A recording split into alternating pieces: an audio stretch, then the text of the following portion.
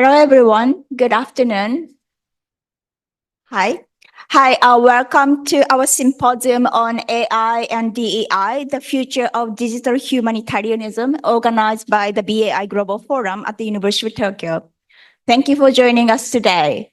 And my name is Hisano, a member of BAI Global Forum and associate professor at the Graduate School of Interdisciplinary Information Studies here at the University of Tokyo. And I am honored to be serving as the moderator for this exciting event today. Now, let me introduce a little bit about BAI.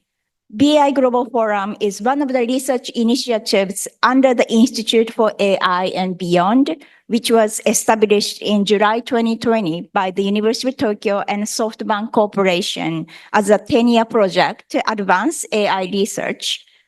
We are so in the midway this year. And this symposium is to commemorate our 5th anniversary of the Beyond AI and also BAI Global Forum. Now, this symposium aims to examine how artificial intelligence or AI can both advance social good and deepen social inequalities and biases by addressing its ethical, legal, and social implications, including those related to diversity, equity, and inclusion, or DEI. This event seeks to foster a multifaceted understanding of AI's societal impact. And we are honored to have with us today distinguished speakers from academia, industry, and civil society who will share their insights and experiences on various aspects of AI and society. And this symposium will consist of 2 keynote speeches and a panel discussion session, as you see on the screen. And I hope to inspire fresh perspectives and new ideas throughout the next few hours. Now, lastly, this symposium is supported by the Institute for AI and Beyond, and I would like to extend my gratitude to the Institute, particularly its director, Professor Masami Hagia, who is there. So thank you so much for your support. Now, before we start, I have a few housekeeping announcements. We are broadcasting this event today, both in person and also online. So with some of you joining us via the Zoom webinar. So thank you so much, those who are joining us online. And this event will be held mostly in English, but we have Japanese simultaneous interpretation. And those who are here, you should have received translation kit at the reception desk. And if you are joining us via Zoom, please click the globe icon to select your preferred language, which should be appearing on your bottom of your screen on the Zoom. And we have a Q&A session at the end of the panel discussion, and we would welcome questions from the audience. And if you are joining us online, please submit your questions using the Zoom Q&A feature. And for those attending in person here, you can submit your questions by scanning the QR code or visiting the URL on the question submit sheet, which you received at the reception as well. And your questions can be either in English or Japanese. Lastly, please note that this event is being recorded and will be made available on our YouTube channel at a later date. But your audience face will not appear on camera, so please do not worry about this. And also, we kindly ask that you refrain from recording any video or audio of the event, and we appreciate your cooperation in advance. Now, I would like to invite Professor Atsushi Tsuda, Executive Vice President of the University of Tokyo, to deliver his opening remarks. Professor Tsuda is a specialist in biological oceanography and has been the director of the Atmosphere and Ocean Research Institute at the University of Tokyo since 2015. And Professor Tsuda was appointed Vice President in 2019 and became Executive Vice President in 2021 and assumed his current position in 2023. Please welcome Professor Tsuda with a big round of applause.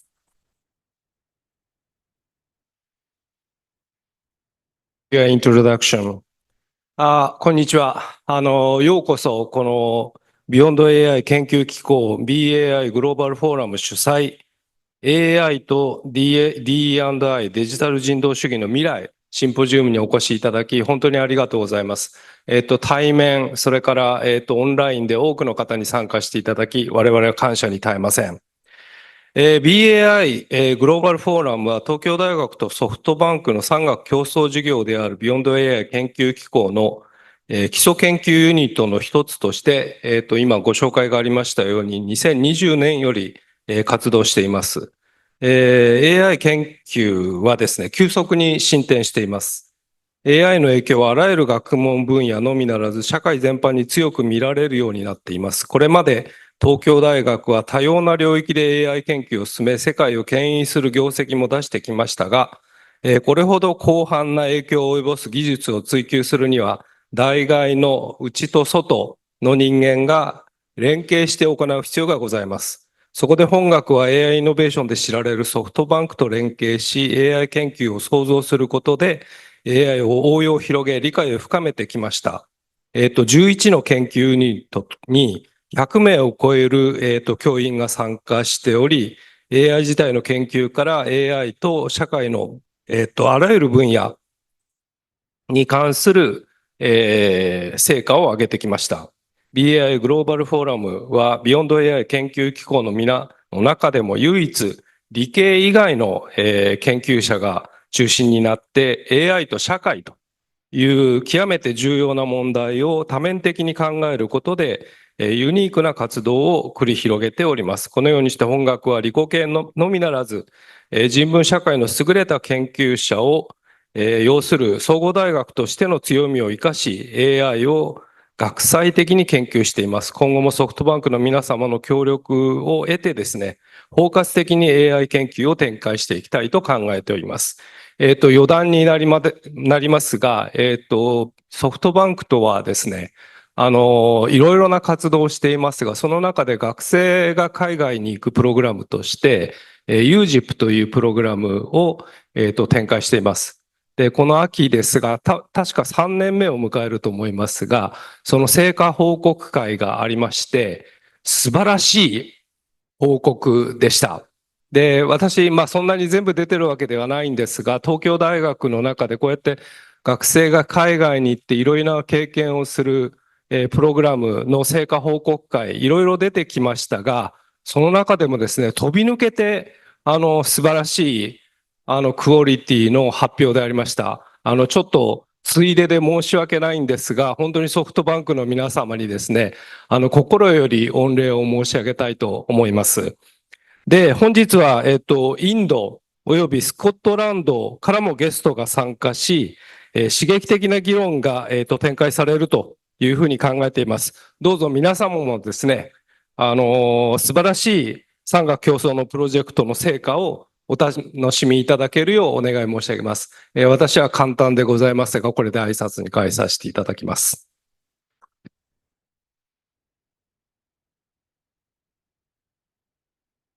Thank you so much, Professor Tsuda, for the remarks. Now, as I said earlier, this is the 5th anniversary of the BAI Global Forum, and we want to share with you the path we have gone through over the last 5 years to start off our conversations. And for more about the BAI Global Forum, please take a look at the brochure you received at the reception desk. Now, Professor Yuko Itatsu at the Graduate School of Interdisciplinary Information Studies and also the director of the BAI Global Forum will present the overview of the last 5 years of the BAI Global Forum.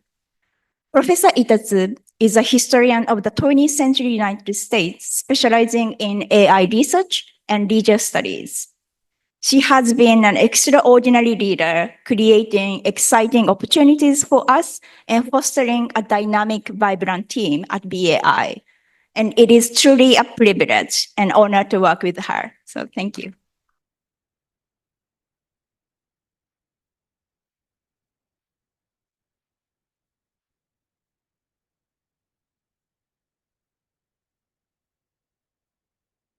Thank you, Ai, for your very, very kind introduction. My name is Yuko Itatsu.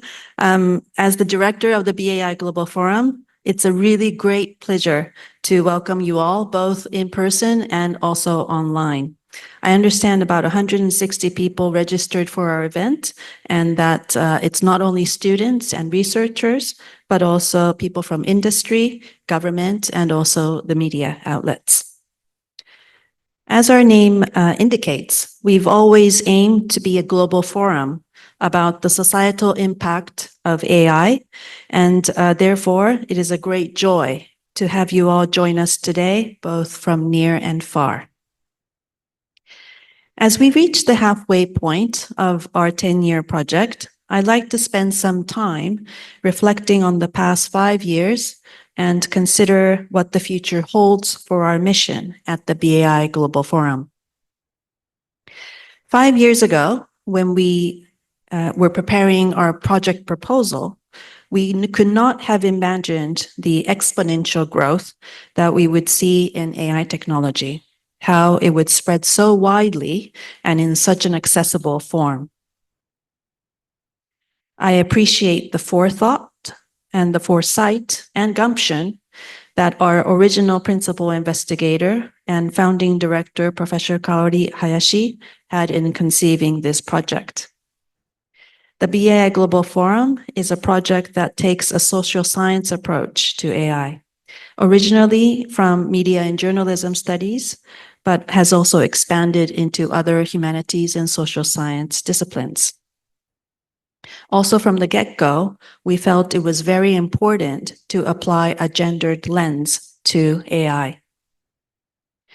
Along with Professor Eugene Yaguchi, the three of us admittedly jumped into this field rather blindly, but we have learned since about the profound impact AI technology can have in each of our respective fields of work.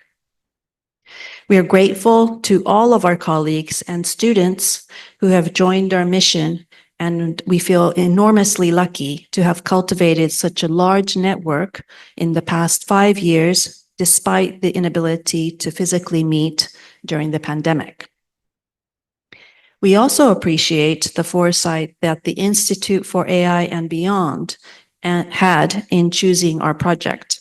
And for that, we thank Professor Teruo Fujii, who was the head of the Institute before taking on the presidency at our university. We would also like to thank the current director, Professor Masami Hagiya, and his team for championing the cause throughout these years.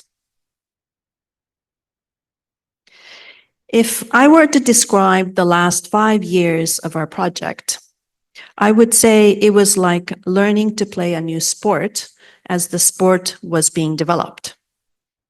We learned at top speed, gathering any piece of work that we can find, and became voracious readers in any field and every field, as long as it was related to AI. We looked for the top people in the field and learned from them. With the miracle of the internet, more and more people have found out about us, and now we have a very steady stream of people who come and visit us from around the world. Just as we have grown in the field, we are happy to see that the field itself has also grown.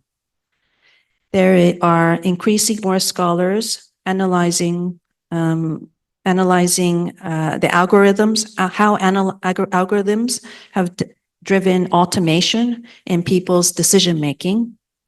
More scholars are discussing the various implications of human-computer interaction. There are more scholars critically examining the narratives that we have created for ourselves about AI and how media plays a role in that. There are more teachers and NGOs trying to educate people about how AI works and how it impacts our daily life. There are more international efforts to warn people about generative AI and how it is sometimes used to spread misinformation and disinformation. The BAI Global Forum has tried very hard to be a part of this conversation. Very few of us are actually ethicists and philosophers in our group. These are the people, ethicists and philosophers are the people who have traditionally occupied this conversation. We consider ourselves their cousins who specialize in other disciplines of the humanities and social sciences who have ventured into the field of AI. We represent a group of people including linguists, communication and journalism studies people, anthropologists, sociologists, historians, cultural studies folks, and visual studies scholars. And our concerns are all focused on the impact of AI on the daily experiences of ordinary people. In the past 5 years, we have prioritized building a communal space so that empirical work can be fostered. We have focused on creating a space that especially early career people can gather in the hope that we will leave a long-lasting legacy beyond the period of our 10-year project. Through the various workshops, research seminars, and dozens of lectures that we've hosted, we have seen new institutional synapses and intellectual synapses forging across different disciplines, across industries, and across continents. We've also had the privilege of working with many different institutions from around the world, and we hope to engage with more institutions in the future. In particular, I also want to point out the BIRAL series, where our graduate students serve as research assistants and have gone around looking for very interesting people from all different fields in academia, industry, and around the world. Having had such an invested group of students has been absolutely vital for our growth as a community.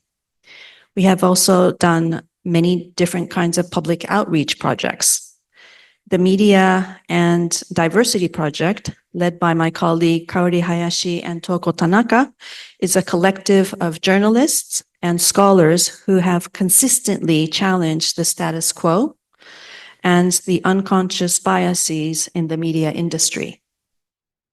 In fact, they had a big event 2 days ago about how labor laws have changed for freelance people and how they might be impacted by AI technology as well.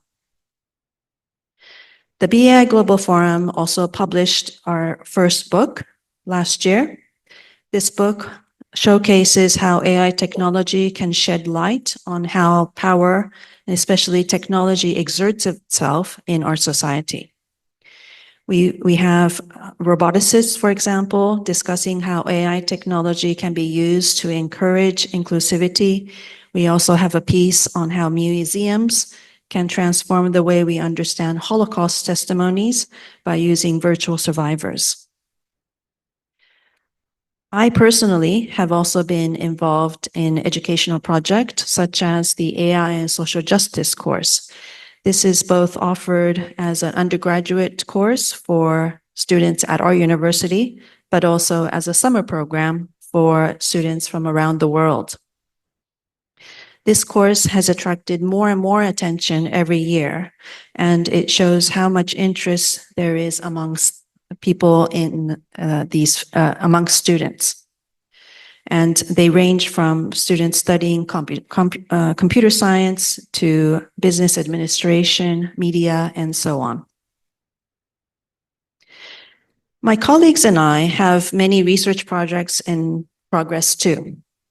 There are too many to list here, but some are empirical studies on the perception of AI technology in Japan, international comparisons of different AI technologies, some on cultural specificities of large language models, and some on human-computer interaction and its impact on human-human interaction.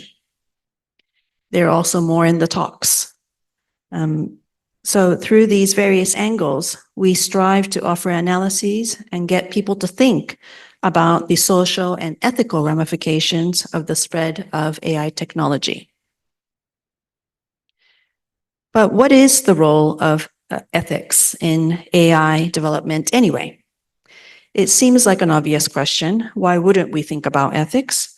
And it seems like a natural part of the cycle of the development and implementation of a new technology such as this. Let's pause, but let's pause and think about who has been leading the conversation on AI ethics so far. 12 years ago, before most people in society were really aware of artificial intelligence and their impact, computer scientists at Microsoft published a paper about algorithmic fairness. After a series of scandals regarding controversial use of AI in 2018, the big tech firms starting to make effort to show that the tech industry can regulate itself. In January 2019, Facebook granted a $7.5 million grant for a Center for AI Ethics in Germany. In March 2019, Amazon worked with the American National Science Foundation to create a $20 million program on AI fairness. The Data and Science Research Institute is partially funded by Microsoft. NYU's AI Now Institute was co-founded by a Microsoft researcher and partially funded by Microsoft, Google, and DeepMind. Stanford University's Institute for Human-Centered AI is co-led by a Microsoft veteran. And as you probably can tell now, the BI Global Forum is funded by Japanese telecommunication company SoftBank. Some scholars might argue that the campaign for ethical AI has been a strategic move by Silicon Valley, that this is an intentional strategy to avoid regulation and to use academia to legitimize this move. Scholars like them may say, quote, by having conversations about fairness, accountability, and transparency, tech companies pretend to be invested in ethics. Maybe there's a kernel of truth to that. After all, they are profit-driven enterprises, and we have to consider how their ethical concerns are squared with their desire to give a good quarterly report to their stockholders. But at the same time, there is no denying that AI ethics has benefited from the fundings like this to create guidelines and frameworks for the AI age. Therefore, academia, industry, and policymakers must join this conversation on AI ethics. In fact, I think it is vital now more than ever for academics, policymakers, and citizens to be in dialogue with the tech industry. Conversations on technology is shaped by what is considered important at that time. The conversation of AI has coincided with the conversation on DEI, diversity, equity, and inclusion, and for a good reason. So what are the ways in which AI and DEI connect? I can think of at least 3 ways. AI against DEI. So how has AI technology negatively impacted the efforts for diversity, equity, and inclusion in our societies? Many here would have heard about the biases that algorithms may perpetuate, biases, baking into the system, stereotypes and biases based on gender, socioeconomic background, educational background, and so forth. AI for DEI. How has AI technology been used positively to achieve diversity, equity, and inclusion? How can AI technology be leveraged to solve the economic gap, the gender gap, the education gap, the digital gap? How can AI technology be used to make our society more inclusive for marginalized populations? And then we can also think about DEI within AI. To what extent has a diverse group of people been part of developing AI? Many people have pointed out already that there's a very homogeneous nature in the people who work in AI technology in the US. Having a limited view about the world naturally dictates how AI technology can be imagined and what it's good for. Who has been leading this conversation on how AI should be imagined? Whose narratives are we using? Whose novels and movies are we referencing when we think about AI technology and its relationship with humans? I'm sure there are many more ways in which AI and DEI intersect. I look forward to hearing your thoughts from our panelists and also from our participants today. It's been said a million times, but those of us in these parts of the world find ourselves at the crossroads of the West and the East, being at the far western edge of the Pacific Ocean and the far eastern edge of the Asian continent. From our vantage point here in Japan, if we look towards our east, we see Silicon Valley. We see Silicon Valley superstars and the big tech employers in the big flashy innovation hubs creating incredible robots and autonomous vehicles that drive the streets of San Francisco. If we turn towards our west, we see another kind of innovation in China with facial recognition systems being used in all different aspects of daily life, from ticketless subway stations and using your face to and smiling to pay for cashless kiosks. If we look at our own backyard, especially since the advent of generative AI, we see firsthand the hype and optimism that has been created in Japan. AI has certainly secured its place in the imagination of the Japanese people as a magical tool that instantaneously transforms verbal sentiments into beautiful images, big complex ideas into a few bullet points, or a rather complicated and confrontational business email into a polite and professional one. The media here has coined them, or has coined one of them, ChatGPT Sensei, or Master ChatGPT, using the honorific for teacher, to show the deference used to the amount of knowledge ChatGPT has. The digital transformation in Japan is still slow and yet to happen in a massive scale, but there are certainly great expectations that it will have a positive impact, especially to address our shrinking population and shrinking labor force while maintaining the efficiency and expediency of services. I personally believe that it's important to think of East Asia as a bloc for considering AI ethics. There's an important distinction between the European bloc of AI ethics and that of the American bloc and the Asian bloc. It is often said that the EU countries prioritize protecting privacy over innovation, which is probably not the same in America. I do not mean to make any essentialist argument here. In fact, I wish to make the opposite point here. What my point is that there are gradations in each bloc, no matter how much cultural similarities and commonalities there may be, no matter how deeply connected their heritage. And I think this is particularly true in Asia.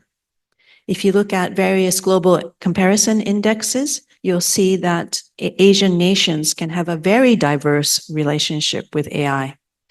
By including Asian countries into this conversation on AI ethics, it enables us to have a more nuanced and rich conversation about the best use of AI for public good. It not only frees us from the hegemonic power that the EU and US hold in this discussion on AI ethics, but it can also provide multitude of voices that represents the rest of the world. And to this end, we have been conducting research projects with Professor Hiromi Yokoyama at the Calvi Institute at our university.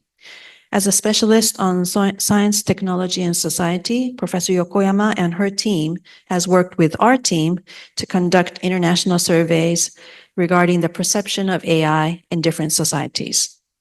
The first project was a comparison between US, Germany, South Korea, and Japan. Our current work is about facial recognition technology and how it is received in China and Japan.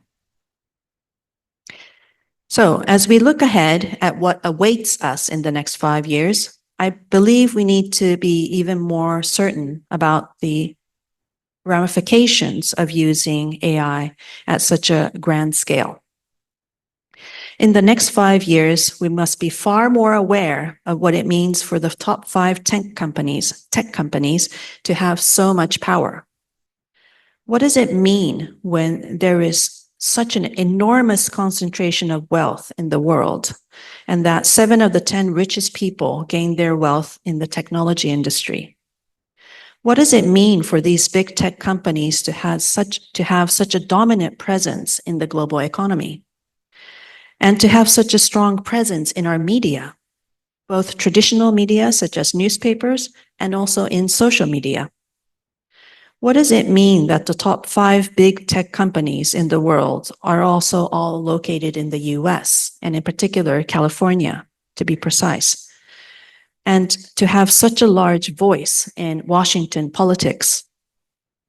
What does it mean when one of the CEOs of this big tech company is appointed as a special advisor to the president on how to maximize efficiency and automation in the federal government? What does it mean for misinformation to be so rampant, and so rampant to the effect that the scientific method may no longer be considered a universal standard? The enormous concentration of wealth and power and the normalization of disinformation are key ingredients for democracy to lose its hold around the world. When these tech oligarchs get to serve their self-interests and that of their shareholders, what guarantees do we have that consumers will not be left behind?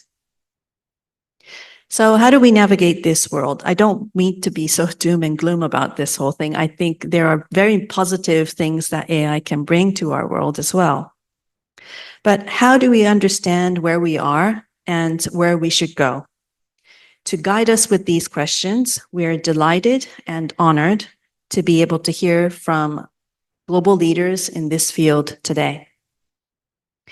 When we were thinking about who to invite as our keynote speakers, we wanted to bring both theory and practice to the table.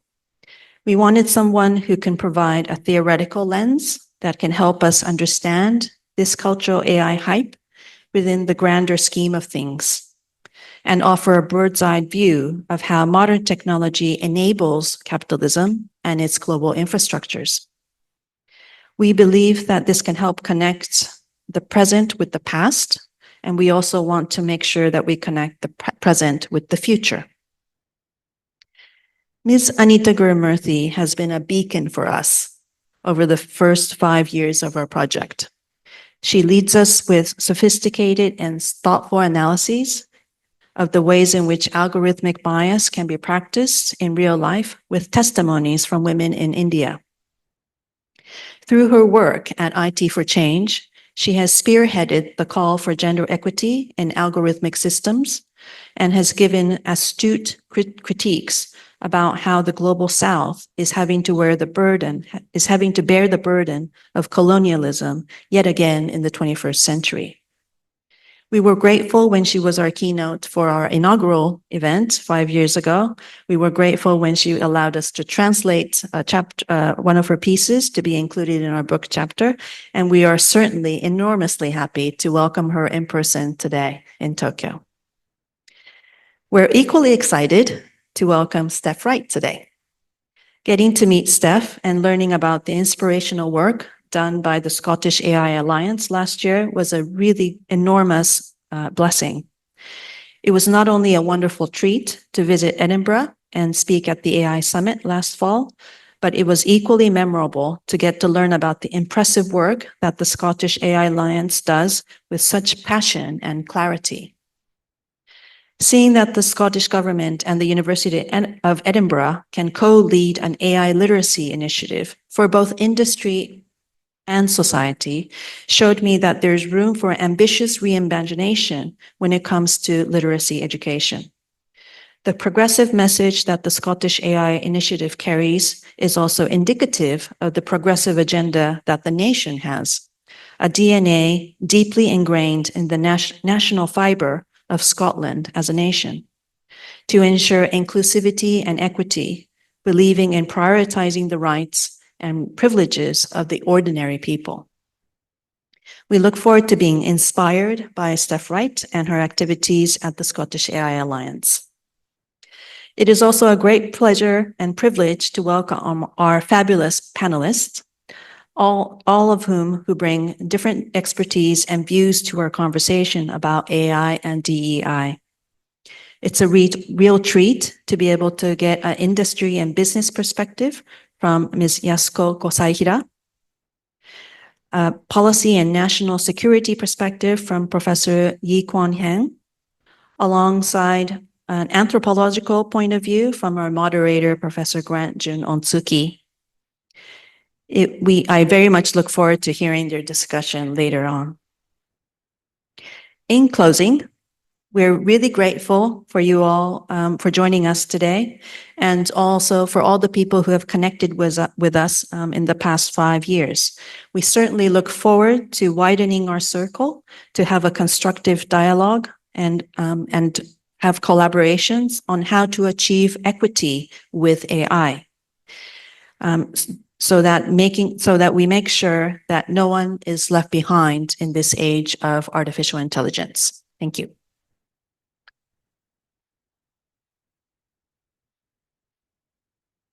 Thank you, Yuko, for a thought-provoking presentation. I look forward to embark on the new journey for the next 5 years together. Now, let us move on to our first keynote speech. Our first speaker is Anita Gurmurthy, the Executive Director and founding member of IT for Change based in India. Anita leads research and advocacy on data and AI governance, platform regulation, and feminist digital justice. She co-chairs the T20's Digital Transformation Working Group in the G20 Brazil 2024, and also serves on multiple international committees, including the United Nations Technology Facilitation Mechanism. And her talk today is Diversity, Equality, and Inclusion in the Epoch of AI, Lessons from Southern Feminism. Please join me in welcoming Anita to the stage. Thank you.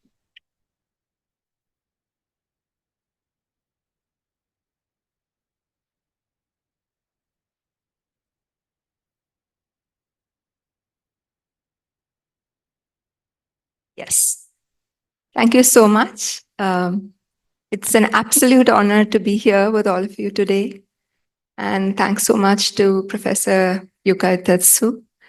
I cannot imagine being in this beautiful country and also participating in its public life through such debates. It's an extraordinary privilege. I wanted to say that much of what I want to present today is drawn from the Global South. It is from writings of scholars in social sciences from the southern region. Therefore, I wonder if all of that needs to be contextualized a little better, because questions of social justice, and global democracy are all very, very uniquely situated in geopolitics and geoeconomics. So permit me the indulgence of taking you through these thoughts. I also wanted to say that last month I was in a conference in Amsterdam and visited the Van Gogh Museum. And as all of you know, perhaps Van Gogh was extremely, extremely inspired by Japanese art. And I really felt extremely motivated to use the almond blossoms He died very young at 37. The almond blossoms, he never visited Japan, of course, but he imagined the beauty of the country. He aspired to visit, but the almond blossoms also has a particular quality, I think, that's very unique and somewhat an analogy to how we frame our AI debates. It's painted this way because it was his gift to his brother's son, and when he heard that his nephew was born, he imagined the child lying on the floor and looking up at the tree. And that's the angle of the almond blossoms, and suggests hope, awakening, and also, quite ironically, a transience. So in some sense, I really feel that this suggests for us the way in which in the epoch of AI, we all try to grapple with meaning. I'd like to also thank everybody in the team, and I'm humbled that I'm able to belong in this space that's so carefully and so caringly curated by Professor Yuko Itatsu and her colleagues. And much of what I want to present is also the contribution of my colleagues, conversations with them. And this particular piece is also co-written with my colleague and digital justice activist, Nandini Chami. And the slides are based on the artwork of my colleague and wonderful filmmaker, Chinmay. Well, so I begin. Public intellectuals, scientific communities, and policymakers are animated by the AI problematic, our intimate coexistence with AI, which is naturalized and yet invisible in most part. Looking at the social phenomenon of AI implies attendant engagement with institutional frameworks. That is, how regimes of its production, governance, deployment, social adoption co-shape the digital order. A huge body of immensely exciting work has attempted to come to terms with the science of AI and the sociological moorings of the science. Worldviews coded in and through AI have been analyzed to discern the tech-society interplay, and the resultant preoccupation with perfecting the scientific endeavor of AI points to the utmost importance of dealing with the unknown in data science with humility. In the core debates, the goals of diversity, equity, and inclusion, DEI, stand out as aspirational for the data science communities.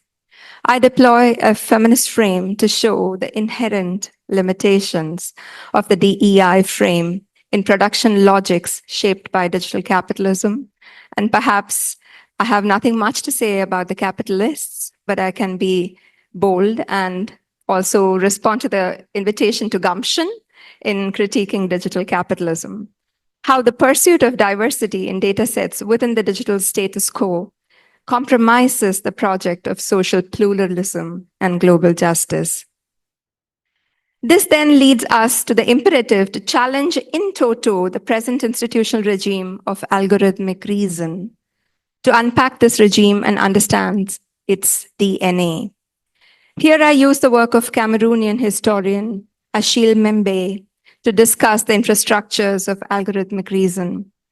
And borrowing from a feminist cyborgian frame, I conclude with the need for a radical cartography of resistance with questions for all of us to answer. So we go through three parts, starting with the limitations of the DEI frame, then understand the regime of algorithmic reason through Mbembe's work, and then conclude with questions to build an emancipatory infrastructure of cognition. So the part one that I will talk about deals with the inherent limitations of the mainstream DEI in AI frame. We now have enough evidence to know that the distortions and discriminations produced by AI systems in the form of exclusion of individuals from socioeconomic and cultural domains, such as jobs, credit, housing, and penalization of certain groups and communities, example, predictive policing, recidivism scores, all of this is not innocent. As AI infiltrates society, AI systems reflecting social differences begin to act as agents that crystallize social hierarchies in an emerging mathematical social order. Garbage in, which is a metaphor used for poorly representative data sets, is not just garbage out in the form of poorly performing prediction models. AI systems defy such a linearity and assimilate, in fact, into the logic of social organizing so that bodies and places are recoded into a new system of mathematized value and rendered either visible or invisible, deserving or undeserving, and so on. The ethical inquiry of AI has grappled with how then AI systems can be designed for fairness, with goals of DEI emerging as the challenge for non-discriminatory or fair AI design. However, nearly a decade of work in technical debiasing, that is, using mathematical constraints on the decision outcomes of the system, shows that capturing the ground truth is very hard and precision is ever elusive. Mathematical treatment of fairness also requires categorization, that is, putting people into groups in order to express individual fairness. This is because there is no easy test for determining that two individuals are indeed similar. Group fairness, that is, looking at the sum of discrimination toward an entire group rather than individual contributions, is therefore used as a proxy for individual fairness. But classifying people into groups not only requires knowledge of their social characteristics, but also of very, very private information. This presents a data challenge, both of pragmatics and ethics. A systematic review of 46 DEI guidelines for AI systems from 2015 to 2023 found that the overwhelming majority of guidance reduced DEI to a narrow technical idea rather than situate the techno-social institutional dynamics of systems in context. A compelling piece by Buell and DeBy argues how differences in the process of aggregation used to arrive at group fairness will lead to different outcomes given the unavoidable loss of granularity. Further, group fairness is plagued by the conundrum of fairness gerrymandering when we attempt to code for intersectional fairness. To explain this further, and the professional community of coders here will understand this easily, determining fair outcomes for specific subgroups within a larger group, say for dark-skinned women or men with Arab last names, can give rise to a number of subgroups that grows exponentially with the number of axes of discrimination. Again, to explain, we could have subcategories for men with Arab last names, men of African descent with Arab last names, boys of African descent with Arab last names, men of Afro-American descent with Arab last names, and so on. This process of fairness gerrymandering is only likely to undermine the statistical power we were hoping to gain with group fairness. Statistical endeavor, Buell and DeBy argue, is also confronted with the mother of all questions in determining fairness. Should each group receive an equal amount of resources, or should we try to be equitable by taking the particular need, status, and contribution of these groups into account? A statistical parity approach would ensure equality in the rate at which positive predictions are made. On the other hand, equalized odds requires false positive and false negative rates to be equal, meaning different groups can receive positive decisions at different rates so long as the number of mistakes is in equal proportions. But both statistical parity and equalized odds are defensible depending on the context. However, they are also generally incompatible, which means you can't use both at the same time. Unsurprisingly, and despite the limits of mathematization in achieving what are inherently social values and visions, the tech industry has contributed a lot to flirting with mathematical fixes. This is owing to the fact that ideological and material underpinnings of digital capitalism are firmly grounded in dataism, an ideology that is part of the long history of Cartesian dualisms in science that over-valorizes the hyper-rational. So dataism, what is dataism? It is an ideology which is many things. It is the idea that large data sets offer a higher form of intelligence and knowledge that can generate insights that were previously impossible with the aura of truth, objectivity, and accuracy. It is the assumption that each single data set is likely to have some intrinsic, hidden, not yet unearthed value, right? So this is what the market does.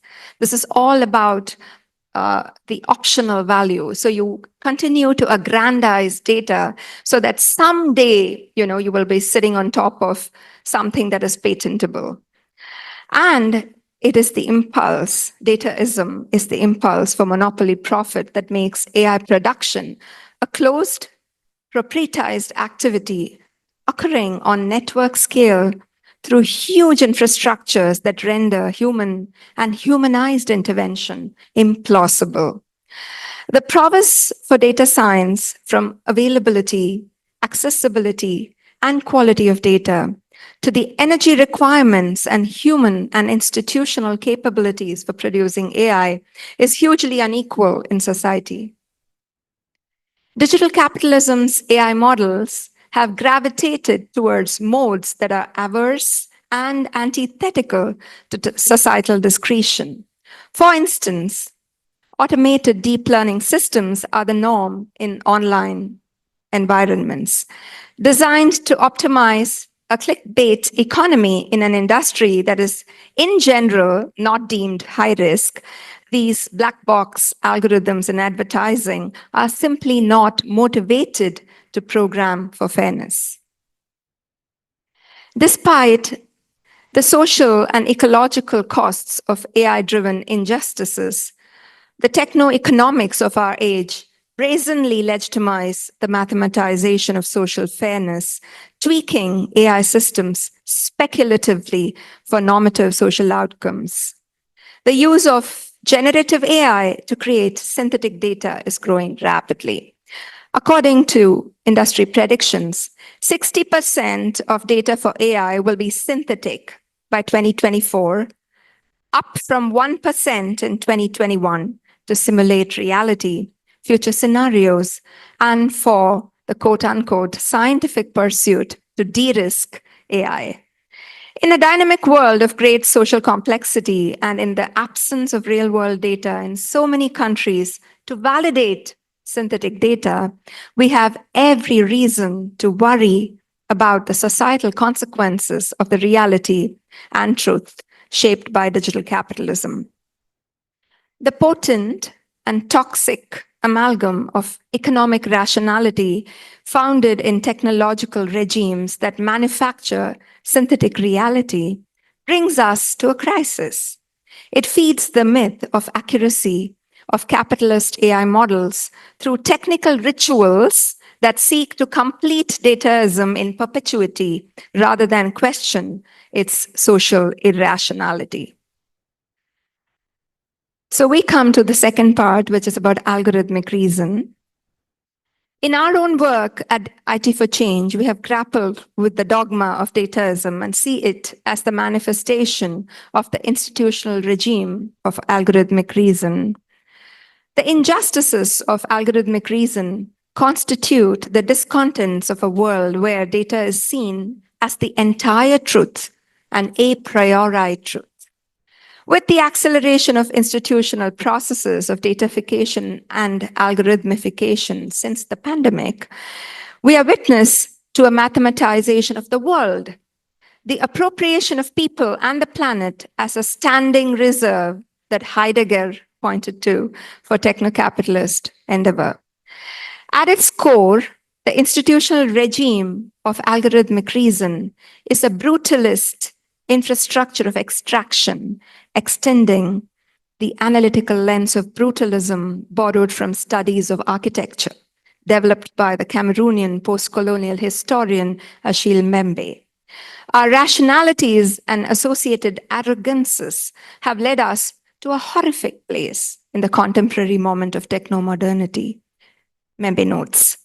He contends that our epoch has produced a becoming artificial of humanity devoid of authentic interiority. Brutalism is the colonially learned penetrative logic of power without external limits or an outside. Policy approaches tend to adopt a dualistic approach, separating AI systems and the institutional environments in which they are deployed. An infrastructural approach instead helps us understand the geographically dispersed but computationally enveloped space of digital capitalism as a dynamic socio-technical structure with multiple distributed parts. The infrastructures of algorithmic reason are situated in particular material conditions and cut through the economic, cultural, and political. How do we then comprehend the material, immaterial, and corporeal dimensions of the infrastructural geography of AI under brutalism? So the first is the material dimension or infrastructures of plunder. The much celebrated generative AI that produces poetry and aces bar exams is built through the drudgery of young people, especially in the global south. The AI empire rests on the backs of badly paid workers, toiling away to clean up data, label images, and monitor content. With the exponential growth of generative AI models backed by speculative finance capital, energy use and carbon emissions are expected to skyrocket, accentuating climate challenges for the most vulnerable. The material production networks of AI are often invisible in their full depth and span to the powerful lead firms in the so-called AI value chains. As Kate Crawford writes in her piece on the anatomy of an AI system, and I quote, "One illustration of the difficulty of investigating and tracking the contemporary production chain process is that it took Intel more than 4 years to understand its supply chain well enough to ensure that no tantalum from the Congo was in its microprocessor products." Close quote. With 19,000 suppliers in over 100 countries providing direct materials for their production and logistics, Intel's vast infrastructures of AI create a colonial dystopia. The human in the value chain must be dehumanized, disappeared into the technopolitical apparatus of AI.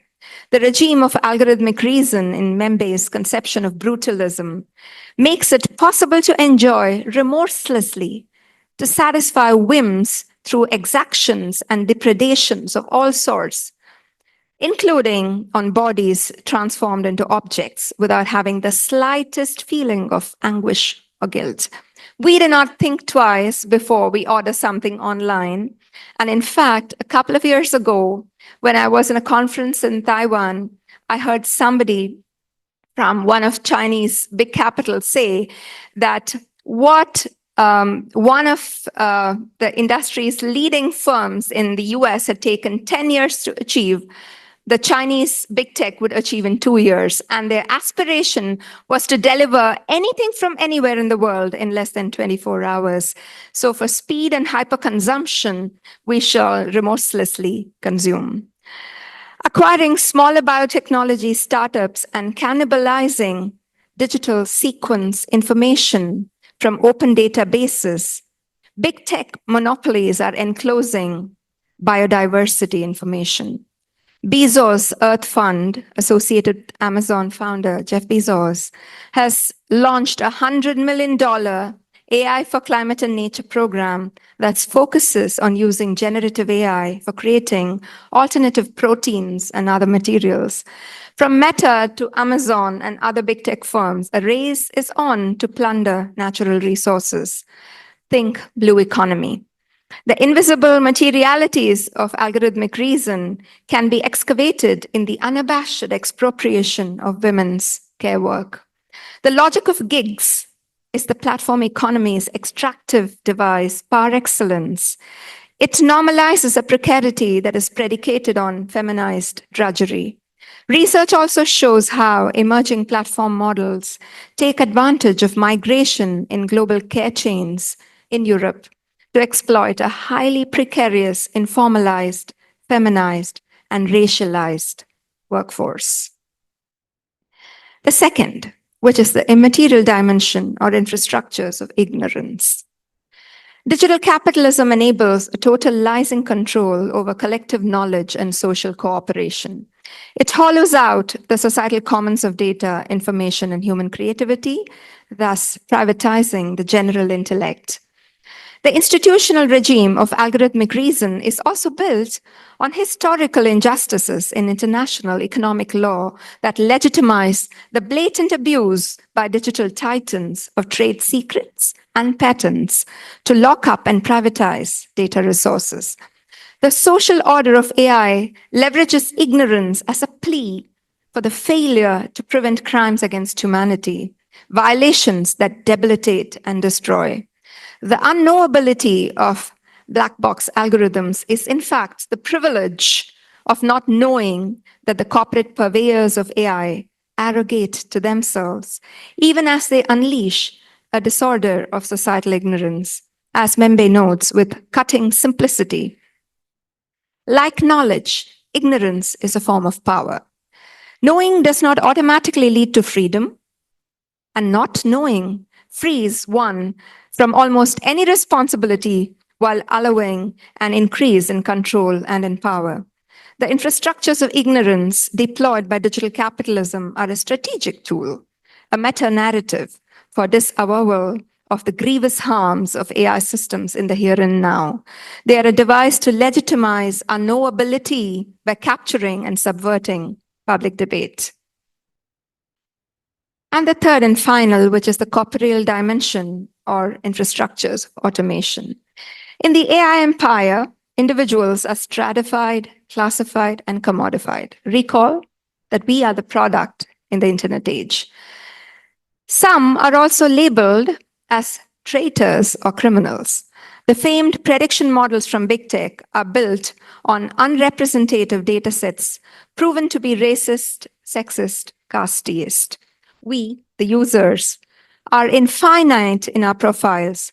Our data doubles, remaining unknowable. But our profiles are the unerasable markers that reify social inequality. What does this mean for our subjectivity? As Carlson highlights, the digital subject is doomed to disintegrate into nothingness. Social relations embodied and blurred beyond any intelligibility. It is as if we have turned ourselves inside out, as if the innermost has become submitted to the generalized exchange. Membe argues on similar lines, talking about a lost authenticity, spontaneity, and interiority in technomateriality. His critique of social movements interrogates the way labels of diversity and identity become the crutches that stabilize our being through sexual, ethnic, linguistic, religious, and other axes, rather than challenge sexual domination and racialization. This illusion of emancipation is the blind spot of political resistance against data exploitation. As Weinberg argues, with the private increasingly publicized and commodified, the space for a politics of feminist liberation is eviscerated, tethered to presuppositions about the liberal democratic subject, our concerns and contestations focus narrowly on individual privacy rights, obfuscating how the capitalist AI paradigm produces profit through the manipulation of identities. As the infrastructure of automation, algorithmic reason represents an ever-shifting and contingent narrative that comfortably straddles both neoliberalism and neoconservatism. Recall the unlikely coalitions in Trump's recent electoral victory. Subjectivity emptied of soulfulness is a stupid remainder, the counterpart to a society of automated algorithmic intelligence. So towards part 3, an emancipatory infrastructure of cognition, so that we all don't feel depressed at the end of it. What would it mean to question dataism? It would mean acknowledging that a mathematical map can never excavate the full territory, accepting the limits of mathematical representations of reality, interrogating the truth condition of AI systems, understanding and addressing what it does in the real world in terms of social power, and finally, building a new cartography of AI infrastructure. As we have argued elsewhere in our work at IT for Change, egalitarian data futures are possible only through a holistic reimagination of data politics. Our sense-making, claims-making, and place-making strategies must account for an emergent reflexivity, a becoming social that can confront the digital devil in the details. A feminist post-humanist politics may hold the answers to an alternative cartography of AI. As Bridetti explains, the post-human condition does not mark the end of political agency. It recasts agency in the direction of a relational ontology, of a sociality of interconnection between the human, nature, and technological. Today, a vast array of policy guidance exists that proposes the ethical conceptions for mooring our AI present. From the EU's GDPR to OECD and UNESCO's AI recommendations, the IEEE standards and laws, including in the European context, the DSA, Digital Services Act, DMA, Digital Markets Act, the EU AI Act, and so on. The principles at the core of these extend through 4 broad categories: accountability, which includes responsibility, auditability, human oversight; explainability, which includes interpretability, traceability, predictability; informational openness, which includes disclosure, user control, visibility; and finally, fairness, which is tied to the more transcendental ideas of justice and inclusion. The institutional ethics of AI with their constituent principles may be seen as attempts to tease out a social relational basis for knowability. The autonomy of the machine needs a new agenticism to make machinic cognition intelligible and situated in the social. The IEEE standard for transparency of autonomous systems therefore underscores that, and I quote, "It should always be possible to understand why and how the system behaved the way it did," close quote. The relational and contextual approaches to knowability in current debates, including in the IEEE instance, pertain to the situatedness of human interaction and the cause of failures and harms. Again, to quote, "Transparency, according to the IEEE, is a transfer of information from an autonomous system to its designers to a stakeholder that is truthful, contains information relevant to the causes of some action, decision, or behavior, and is presented at a level of abstraction and in a form meaningful to the stakeholder." Anchored in particular modes of knowability, the institutional ethics for AI and digital capitalism run into a problem. They privilege the structures of cognition, but they leave untouched the infrastructures of reason. This means subject locations cannot be destabilized and continue to remain hinged to digital capitalism, and society cannot aspire through a reinvented public reason to freedom, equality, and justice. The market thus remains the raison d'être, the organizing principle of AI governance in the international political economy. AI innovation, as we know it, is largely a pursuit to perfect the forces of distribution, to cater to a society of hyperconsumption. The ethics of knowability are limited to a world in which data must flow and data is required to flow. Our legitimating devices for data flows are woefully narrow and distorted, such as compliance assessments for product safety, intellectual property, the right to privacy and data protection, and so on. We cannot forget that the printing press that revolutionized the social processes and relationalities of cognition shifted power into the hands of private forces, taking it away from the state and destabilizing the authority of the church. Today, the force field of cognition is similarly controlled by corporations who submit society to servitude in exchange for access to information. Our connections are growing as they did in the age of enlightenment, but algorithmic society is also a society of fragmentation that valorizes private ownership, individualism, and profit at all costs. How then should we go about recartographing the infrastructures of AI? We turn to feminist thought. For Donna Haraway, knowledge-making technologies must be made relentlessly visible and open to critical intervention. Whereas algorithmic reason underpins a syntax of social relationality that ruthlessly decouples knowledge from understanding, cyborgian thinking restores a radical visibility. The movement from the patriarchal imperial project of cognitive control to a regime of public reason that achieves agency, vitality, and dignity for all requires new modes of knowledge production. Reading into the cyborgian idea, Matthew Wilson submits that it references not only ontological hybridity, but also the political strategy of epistemological hybridity. The cyborg as method is about intervening in and challenging narratives of knowledge production so that knowledge making and knowledges in the making is a historically aware process about the everydayness of our technological adaptation. Wilson proposes 4 strategies: witnessing, situating, diffracting, and acquiring. We look at each of these on how to grapple with the idea of a better AI sociality. Witnessing and situating. Witnessing in the cyborgian lexicon is a seeing that is simultaneously partial yet objective. It involves opening up the practices of knowing, unpeeling scientific rationalisms, and admitting various contingencies and contradictions of knowledge-making practices. Witnessing calls for attentiveness to a multiple situatedness. Situating, in cyborgian terms, is a tool for seeing difference, mapping the relationalities in technosocial spaces. Witnessing and situating are codependent practices.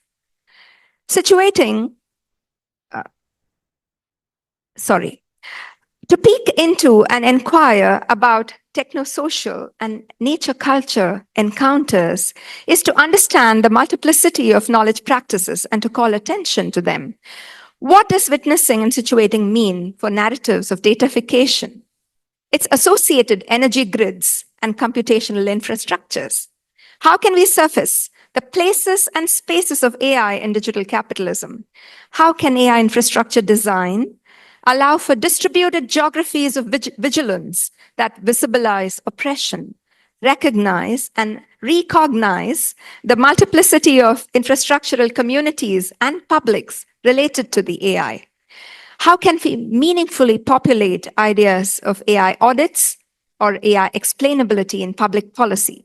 These are some questions that an alternative algorithmic reason must engage with.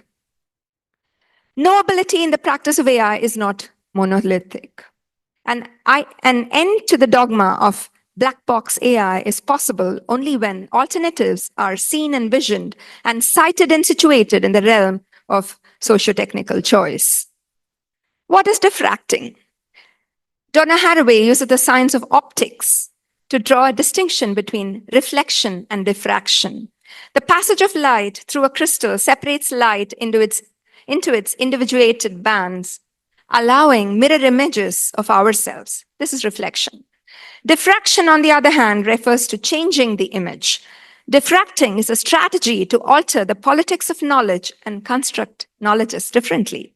Diffracting is about mapping where the effects of difference appear, as witnessing is about seeing and situating is about placing. Diffracting is about changing knowledges, reconstructing knowledge practices such that alternative understandings of these knowledges emerge. The truth condition of AI systems is not about computational representations of reality in the form of data constructs or computational definitions. The parameters used to build AI do matter, but the ultimate test of the veracity of such systems is pragmatic. It is about how cognitive agency in human-machine environments makes or shapes particular socio-technical choices.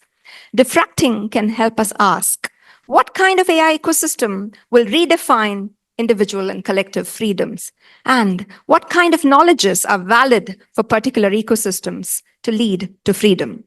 Making our data futures egalitarian is to go beyond revisionist thinking within surveillance capitalism. Notions of design justice, risk assessment, transparent code, or institutional audits can make sense or be made sensible only when the multiple ways of embodiment, embeddedness, and enablement are made apparent in the everyday operations of AI. Alternative ways of doing that are transformative and agentic must be seen, situated, and shown. Tinkering data science will only mobilize mathematics for optimizing an imperial patriarchal algorithmic reason. Diffraction works to tell new stories, taking up various accounts witnessed and situated in order to radically alter them. An emancipatory infrastructure of cognition need not be in search of bigger data or aim for perfect universal knowledge. It needs to be curious about the data and AI practices that go against the dominant frame, inquiring how they can be placed in our public political consciousness. Techniques and tactics of diffraction will enable the decomposition and recomposition of AI infrastructures so that we can shift the practices of data and AI from the brutalism of knowledge enclosures to the vitalism of the digital commons. And finally, acquiring. Acquiring in Donna Haraway's work is an epistemological strategy that asks us to take risks in building working alliances for learning from the observed, to allow the unknown and the alternatively known to inhabit our ways of knowing, to alter them permanently. Acquiring is an act of responsible collaboration. Here I bring back Membe, for whom the identitarian politics of fixity brings back the oppression of the colonizer. Membe notes that the human person is a compound of multiple living entities. It is not self-generating. Others are always responsible for its coming to life. Membe appeals to a register of reason that can see the self not as a stable, bounded entity, but completed through an embrace of human and non-human others. Reading Membe into cyborgian strategies for a new politics of AI is to ask how the planet and its non-human life are accounted in data science. How can the self be restored to ever-becoming identities that can resist the devious fragments generated by capitalism? Do we need an economy of nudging? Freedom is not the pursuit of data fetishism, in which case, what are the emancipatory ideals of freedom in an interdependent society of solidarity and dignity? And in turning to the universal in our public reason for AI, how do we embrace the innumerable possibilities of a decolonial, anti-patriarchal, anti-tribalist technology of society that opens up, acquires, and makes infrastructural imaginaries of belonging beyond big tech? This submission is not to give yet another guidance for how to code. The leap from knowing to understanding with a soul is not a formula that can be encoded. It is about the questions we can ask so that we open up the dialogue for the freedom of consciousness, keeping the science of AI open to scrutiny and the practice of AI open to public reason. The agency, vitality, and dignity of the human in the epoch of Homo technicus starts with how we radicalize our knowing, make knowing a sensibility of awareness, empathy, and resistance to tackle the injustices of our times. Doing code that is fair is then just a logical next step. Thank you.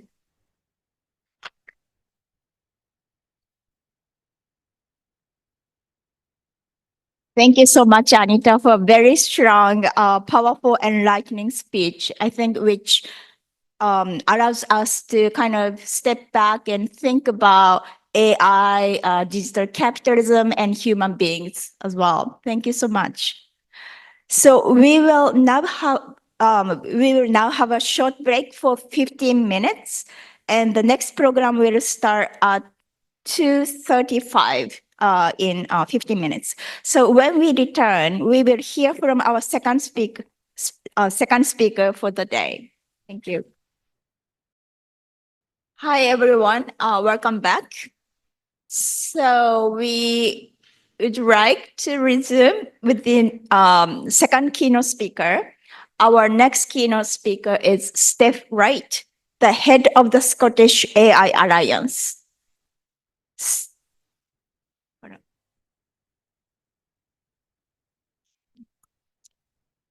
Steph has worked for Scotland's AI strategy and now leads its implementation, aiming for Scotland to be a global leader in the development of trustworthy, ethical, and inclusive AI. And she co-founded an organization called Diverse AI, and she was recognized as one of the 100 brilliant women in AI ethics and top 10 women in tech in Scotland in 2023. Steph has also recently been awarded the Data IQ 2024 Award for Data and AI for Good Champion. So she has impressive records, and we are fortunate to have her today. So thank you.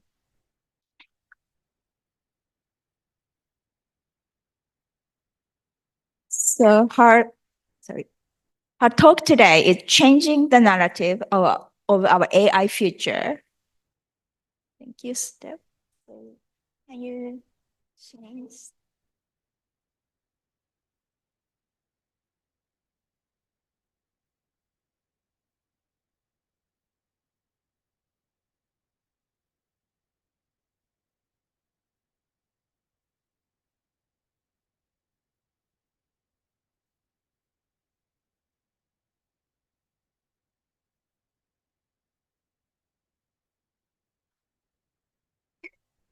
Sorry for the technical issues.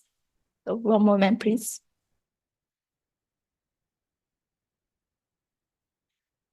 Fantastic. Thank you very much.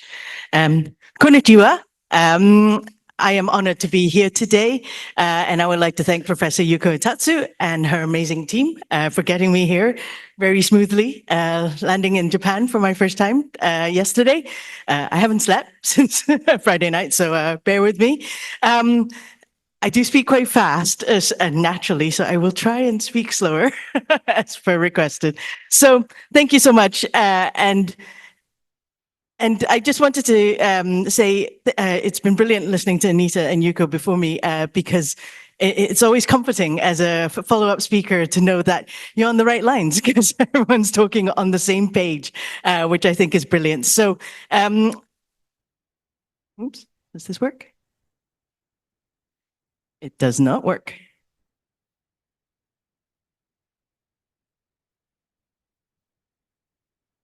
Nope.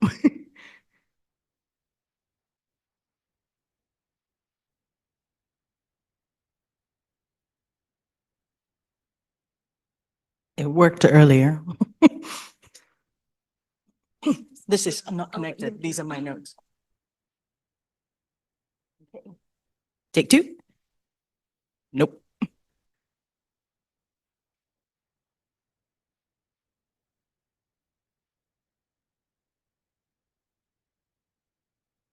Aha. I hope that does say konnichiwa. But to start with, let me tell you a bit about me and what I do to give you some context on my talk. So my name is Steph Wright, and I head up the Scottish AI Alliance, and we are the delivery body for Scotland's national AI strategy. And it was established when the strategy was launched in March 2021. As I said, I won't talk about the vision quite yet, but it is uniquely a collaboration between the Scottish Government and the Data Lab, which is Scotland's Innovation Centre for Data and AI, which is hosted by the University of Edinburgh, but it is Scotland-wide. And our delivery team is uniquely half based in the government and half based in the Data Lab.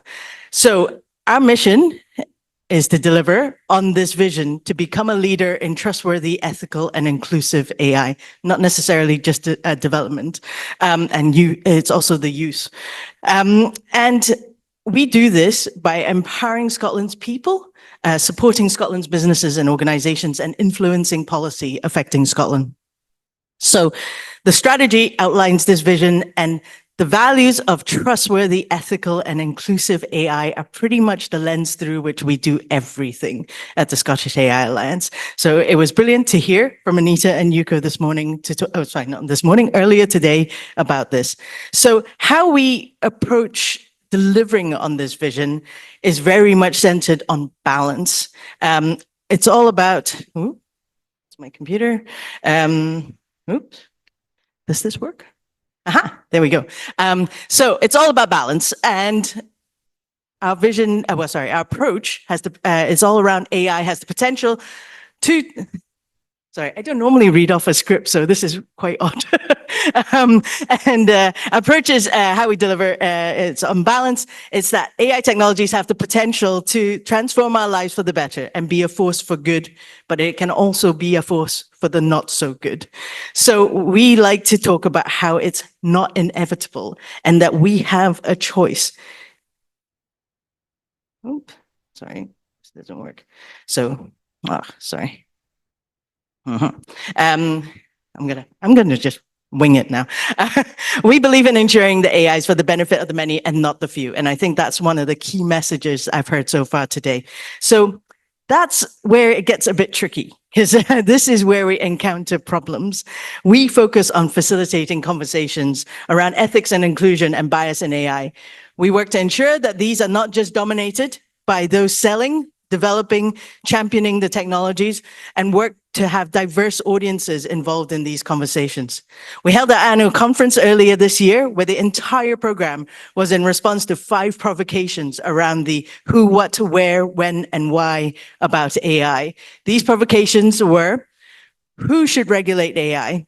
What steps can we take to prevent AI discrimination? Where are the diverse voices in AI? When will we trust AI? And why should we care about the ethics of AI? So here's a picture of the conference and me with my trademark orange jacket. It's actually red today. We invited people from across the Scottish ecosystem to submit proposals in response to these provocations. And we had an amazing program of talks, discussions, and workshops. We received a lot of feedback about how refreshing it was to go to an AI event that actually focused on this instead about what the most amazing next model is doing. However, one particular comment from an audience member in a session about reframing the narrative of AI on the human stuck with me. This audience member said that, all this talk about ethics and inclusion and bias, it's all well and good, right? But it's a bit doom and gloom, isn't it? They asked, why can't we focus on the joy? I had a visceral reaction to this as an audience member in that session. And I had to say, my immediate response to the question was to question the privilege of such a view. What about people who don't have the privilege to focus on the joy? And then I moved to question why ethics and inclusion and fairness is considered doom and gloom. Benefiting everyone should surely be joyful. And this audience member's viewpoint has stayed with me since. It's made me question the narratives around AI. And so I invite you today to explore with me how we can change the narratives around AI. How can we shift, reframe, and even discard current narratives and introduce new ones that will ensure that AI is a truly positive force for all? So I know Yuko said I was going to talk a lot about our work. I'm going to reference our work, but it's not solely about our work, but these are the kind of things that we go out and talk about as the AI Alliance. So at this point, the doom and gloom, I want to bring up some fantastic work done by the Joseph Rowntree Foundation on AI and the power of narratives as part of their workstream on AI for public good. If any of you haven't heard of the Joseph Rowntree Foundation, it's a fantastic foundation, and they actually have an AI for public good work stream now. They commissioned 4 incredible essays on how can we ensure that mainstream narratives concerning AI build literacy, balance potential risks and rewards, and foster genuine public engagement. Here are some key quotes from the essays to give you a taster, and if interested, I recommend that you go have a look at the full essays. So, first one. Not as small as I think. It is hard to see how we can shape a fairer future in which AI benefits everyone without first fixing the UK's digital divide. So this is very specific to the UK, of course, as are all the rest of the essays, but this is just to give you that perspective. Next one. The public at large should have the skills to know and understand AI concepts. These skills should not be developed through a solely technical lens. Instead, AI literacy programs must also consider the social implications of such technologies. This is from Tanya Duarte from We and AI and Ismail Karoubi from Kairoi, who we work with quite a lot. I need to speak slower. And next, mass consumption of readily available public data is fundamental to the extractive way that AI works. And our predominant narratives of data are vital to this. If we're going to engage the public meaningfully in the root causes of AI systems, we need to build a public concept of data as a collective common good. That's from the Future Narratives Lab. And last but not least, AI is often seen as a global and cross-cutting phenomenon, and therefore is in need of global and cross-cutting rules and regulation. This can lead us to forms of decision-making that either ignore people altogether or aim for shallow but broad, often technology-mediated participation. I think this rings true to a lot of what Anita was saying earlier. So, before I continue, however, I just want to stress that I'm obviously coming from a very Western perspective here and very UK-centric. And I wholly appreciate that there are differences in cultural context, and I wholly welcome perspectives from Japanese culture on what I'm about to say.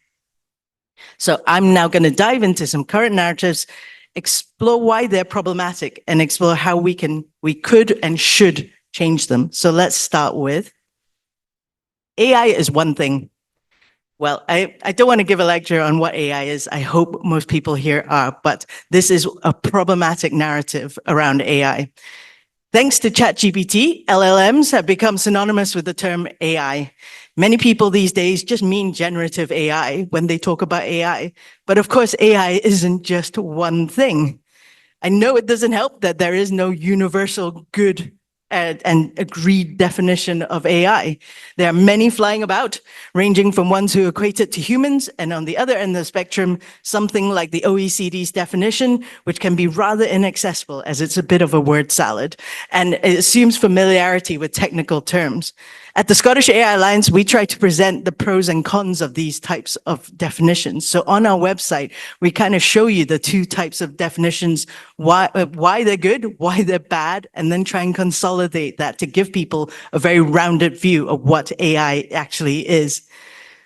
But at a basic level, you know, AI is a field of loosely related computer-based and statistics-enabled technologies that, based on the input of data, i.e. information, and instructions and parameters, can produce a series of outputs, such as predictions, decisions, and content.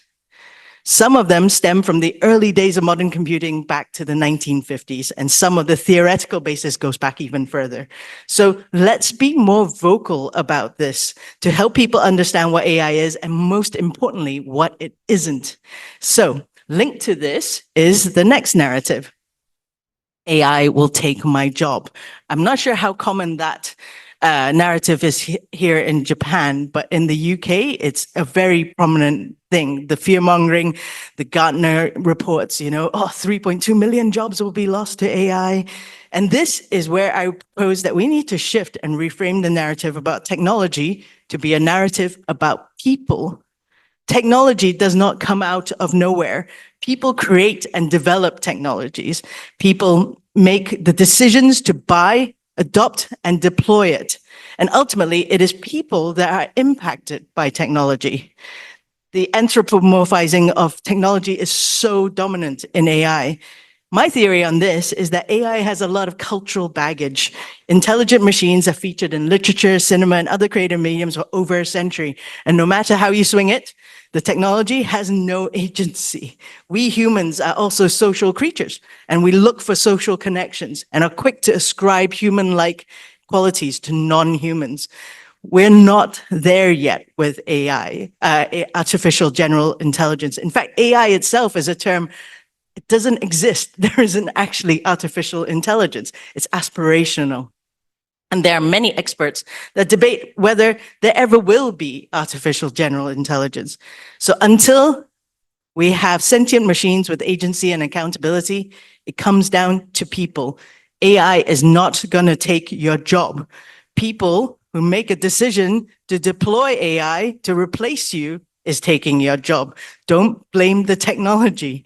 We cannot shift the blame to something that cannot be accountable. And it's a great way of having those that should be accountable not be accountable.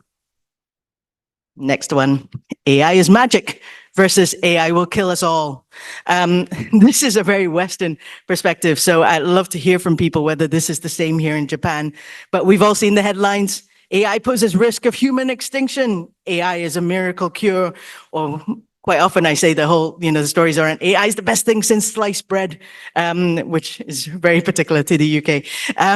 The tendency for the media to sensationalize AI news forces the discourse around future scenarios into binary tunnels.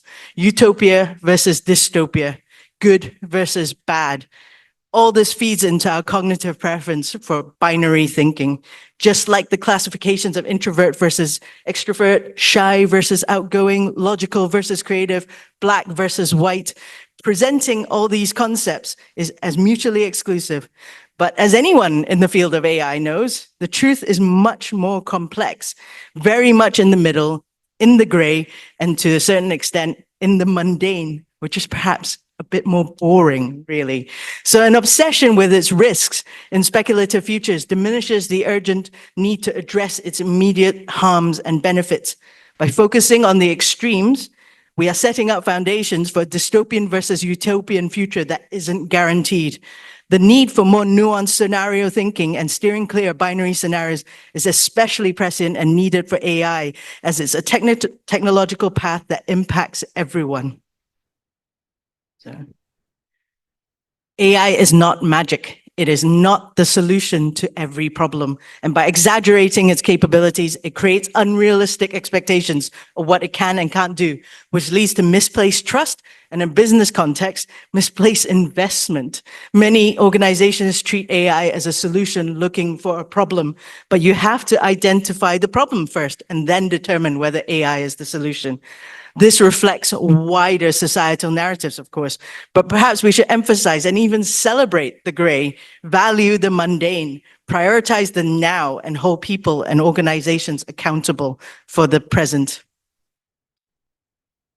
Another narrative very much out there, you will be left behind, you are missing out.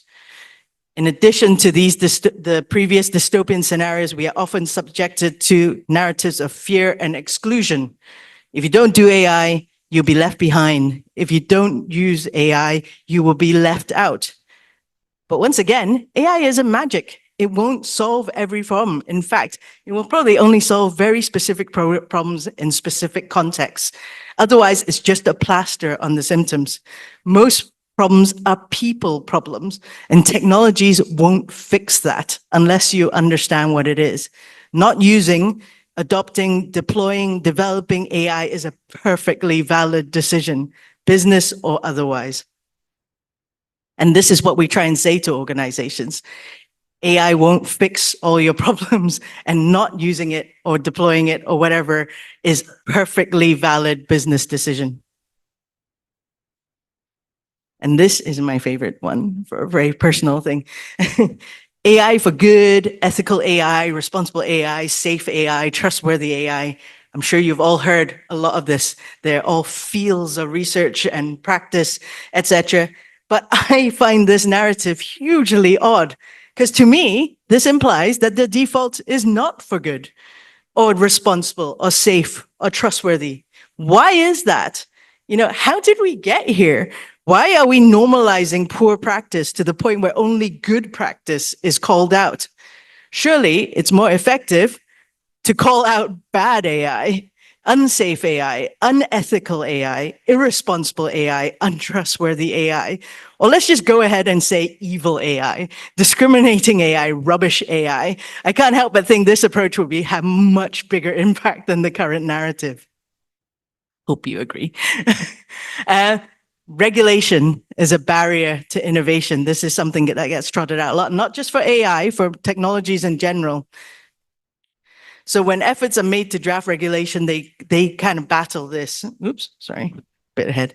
But it's a misguided belief, and the motives of those that peddle these myths must be questioned. Regulation helps channel innovation responsibility, and as a result, ultimately makes innovation more successful. Any product that doesn't cause harm is surely more beneficial than one that does. Why would companies not want to do that? Regulation also gives an avenue for recourse to people who have experienced harms. Otherwise, there is no accountability. We've seen the result of the Silicon Valley move fast, break things approach. But we have to remember that the things that break are people's lives and livelihoods, communities. And this is what regulation is there to prevent. And coupled to regulation is standards. If a product doesn't meet standards, surely there's no bigger impact to a company's bottom line than customers not buying a product. Regulation and standards are part of a multi-pronged approach to channel innovation safely and reduce harm. Next one, growth. This is something that comes out of governments a lot. My relevant ones included. Dominant political narratives focus on growth, and many point to technologies like AI to enable that growth. But growth at all costs is not sustainable socially, environmentally, or economically. Economy and society are often talked about as mutually exclusive concepts, but they're not. They are inherently intertwined, and we need to understand that what is beneficial to society will ultimately be beneficial to the economy. But that logic does not necessarily apply the other way round. Countries can have a thriving economy, but have the most inequitable and unjust society, rife with labor exploitation and the erosion of human rights, where the wealth divide is stark. We must consider economic growth in the context of how it will benefit society, and add to the mix the environmental impact of AI technologies. The extreme power and water consumption, coupled with the inherently extractive nature of the hardware that enables it, are seldom talked about. The planet's resources are finite. We must consider growth at what cost to society and what cost to our planet. Let's make AI sustainable for our society, the economy, and the planet. Next one. Technology is infallible and neutral. We are sleepwalking into a future where human agency and lived experience is cast aside in favor of the expertise of computers. But technology is not infallible. Just because a computer says so doesn't make it true. Computers can be and are often wrong. We must not devalue human expertise and human agency.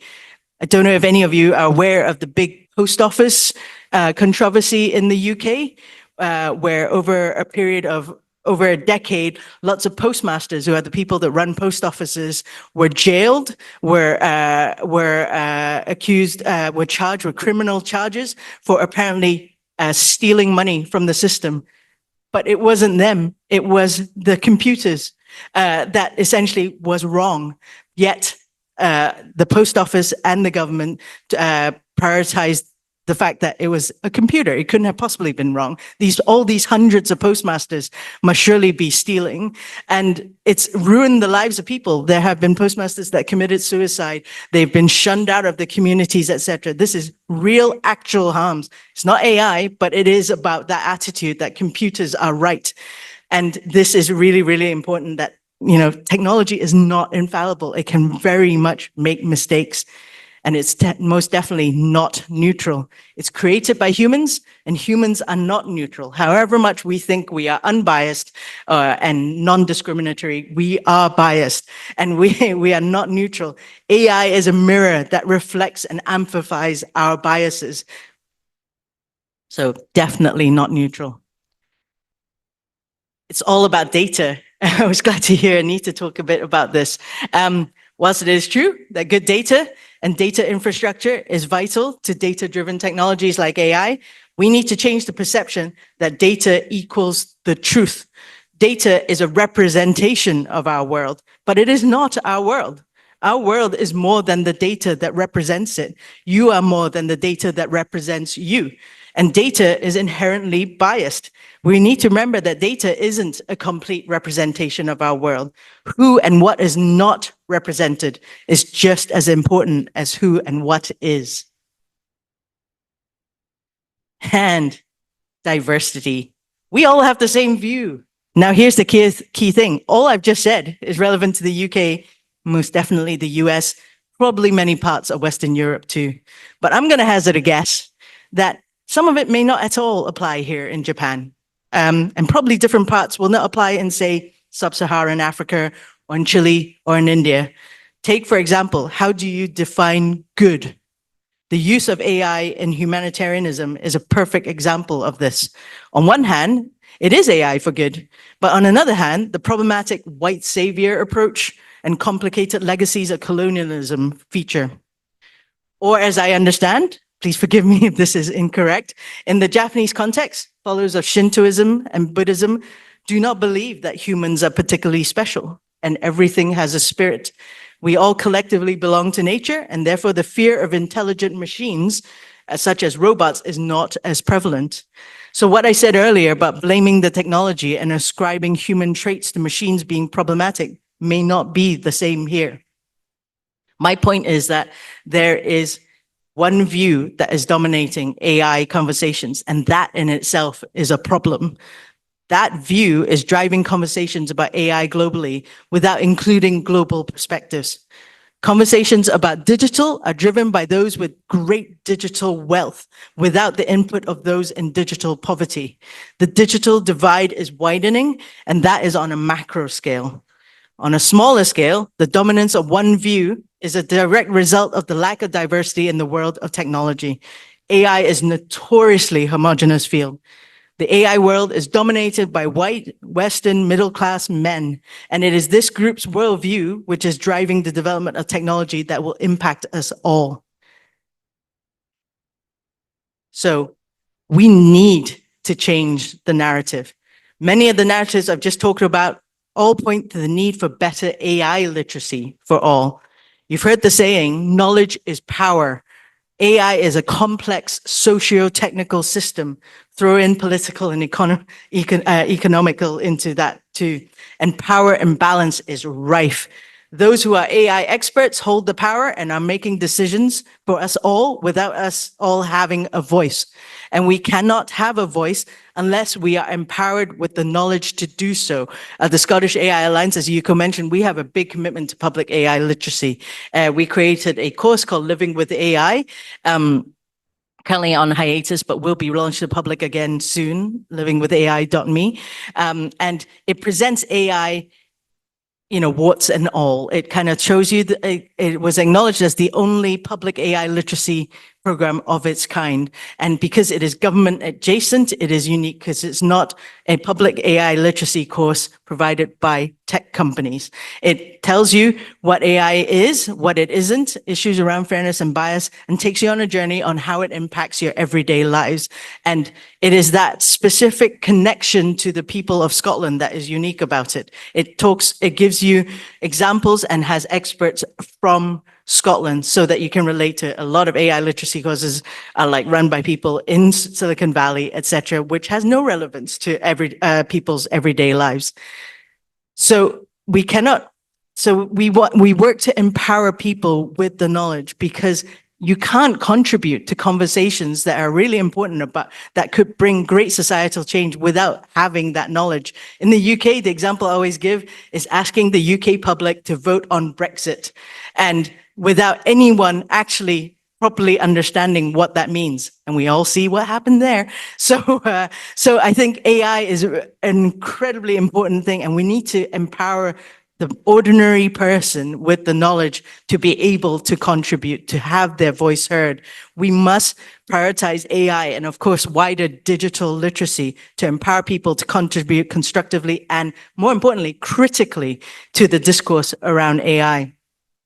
We have to acknowledge that the loudest voices of the current AI narratives are driven by profit and return to shareholders. I didn't actually specifically call out capitalism, but everyone else has already done that, so I'll just join in on that. I'm not begrudging the fact that companies exist to make money. That's what they do. But we need to counter that with voices that are just as loud to ensure that technologies like AI serve more than one purpose and more than one master. For all the narratives about being left behind or FOMO, fear of missing out, if you don't embrace AI, we have to remember that there are swathes of people around the globe that are already left behind, already missing out, already not represented and not by choice. There are many people that do not have the privilege to choose what narrative they want to tell, people who do not have a choice or voice in how AI will impact their lives. We have a responsibility as those of us who have a voice to empower those who do not. We have to shift the narrative from the interests of profits to the public interest. What can AI do for society? Narratives and storytelling are powerful tools to how we perceive and interact with the world around us. Right now, the narratives and stories being told about AI are perpetuated by the few. If we want a just and positive future, let us all create and provide the space for the different narratives around AI around the world we want to build. Let us tell the stories we need to tell. I'm going to end on two quotes with narratives that are stronger than anything I can come up with. So the first one, from Ruha Benjamin, who's the author of Race After Technology and many other fantastic books. Remember to imagine and craft the worlds you cannot live without, just as you dismantle the ones you cannot live within. I find that an incredibly powerful quote because we must take responsibility for the world we want. We can't sit back and just let the dominant voices run over us. The next one, this is from Rachel, who was one of our keynotes at our event. Let's make AI work for 8 billion people and not 8 billionaires. And accompanied with that is a slide of hers that I borrowed. Technology is too important to leave it up to these guys. That image is also used as a slide of, do you trust them to make the decisions on our shared AI future? I most certainly don't. I mean, they're building small nuclear reactors. They're using up water, precious water resources to power the data centers that run AI. So maybe people should think about it next time they use ChatGPT to write a little story or, do something rather silly. And before I finish, I just want to give a shout out to the fantastic project, Better Images of AI, which is where most of the images I've used today are from. Essentially, Better Images of AI is to challenge the imagery that is dominating how AI is represented in media, which is glowing brains and robots. And, you've seen the robotic hands shake hands with human hands. It's not representative of what AI is. Better Images of AI commission works and images and photos from artists to represent AI in society as it is now. They keep adding stuff to their library. I highly recommend we use it. The more we get rid of these misconceptions around AI, the better. So, domo arigatou gozaimasu. Thank you.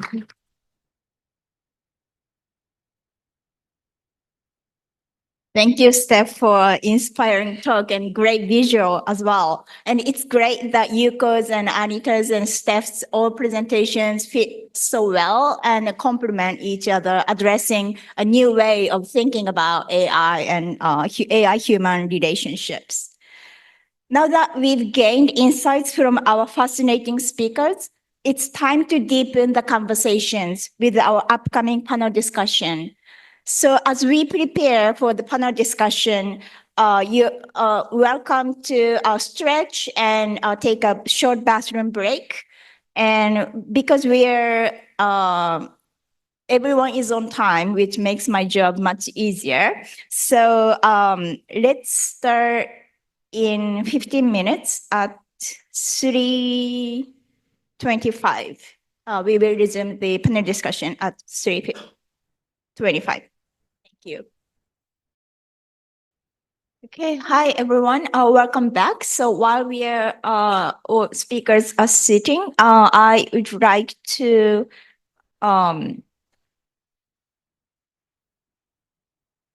remind you of how to submit your questions. If you are joining us online, please submit your questions using the Zoom Q&A feature function. And for those attending in person, please submit your questions by scanning the QR code or visiting the URL provided on the question submission sheet, which you received at the reception. And we may not be able to address every question due to time constraints, but so I apologize in advance, but we will do our best to respond to as many questions as possible. Now, let's move on to the panel discussion. The discussion will be moderated by Associate Professor Grant-Jun Otsuki on your left side. And panelists include our two keynote speakers, as well as Yasuko Kosaihira and Professor Yi-Kwan-Hen. Now, let me introduce two panelists. Now, Yasuko Kosaihira is the Deputy Director of AI Strategy Office at SoftBank Corporation. By spearheading investments in and promotions of new business ventures such as robotic process automation, shared office spaces, and machine learning AI, she is advancing the innovation of business models and user experiences at SoftBank. And Professor Yi-Kwan-Hen teaches at the Graduate School of Public Policy at the University of Tokyo.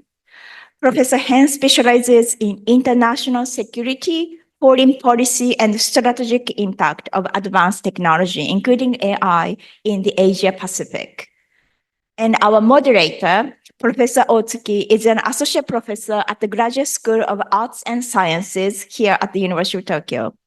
And he specializes in anthropology of science and technology, as well as STS, science and technology studies. Now, I'd like to hand over the microphone over to Grant. Thank you for that introduction. It's my great pleasure and privilege to be able to moderate this discussion among our two keynote speakers, as well as the two additional speakers, Kosa-san and Yi-Kwan. As I mentioned, there are going to be time to take questions from the audience in person and on Zoom at the end. But I want to start off the discussion among the panelists by having us sort of reflect on some questions, issues that may arise either from the keynote talks that we heard today, but also from each of the panelists' positions as a researcher or as a person in the private sector and how things look from that standpoint. So I want to start out with Yi-Kwan, to help us start the discussion from your perspective as a researcher. How do issues of DEI and AI appear to you? Okay, great. Thank you so much, Grant. It's a great pleasure to join you on this panel today. So I'll touch on perhaps two topics our chair has asked us to consider. Firstly, what are some of the key urgent problems that face social science researchers today? And the second topic will be focused on futures. So, as was mentioned, my background is in international security and strategic studies. So let me maybe briefly share some thoughts based on a research project I'm currently working on with colleagues at the Australian National University in Canberra, which is called Anticipating the Future of War, AI, Automated Systems, and Resort to Force Decision Making. So in this project, basically, we're concerned with an urgent problem today that we all come across, the impact of war, impact of AI on war, how human decision makers may draw on AI algorithmic recommendations and predictions to reach use of force decisions. That is to say, whether and when to use military force. Several complications arise. For example, displacing human judgment, implications for deterrence theory, unintended escalation, automation bias, the de-skilling of human actors, and also most worryingly, decreased compliance with international rules and norms on the use of force.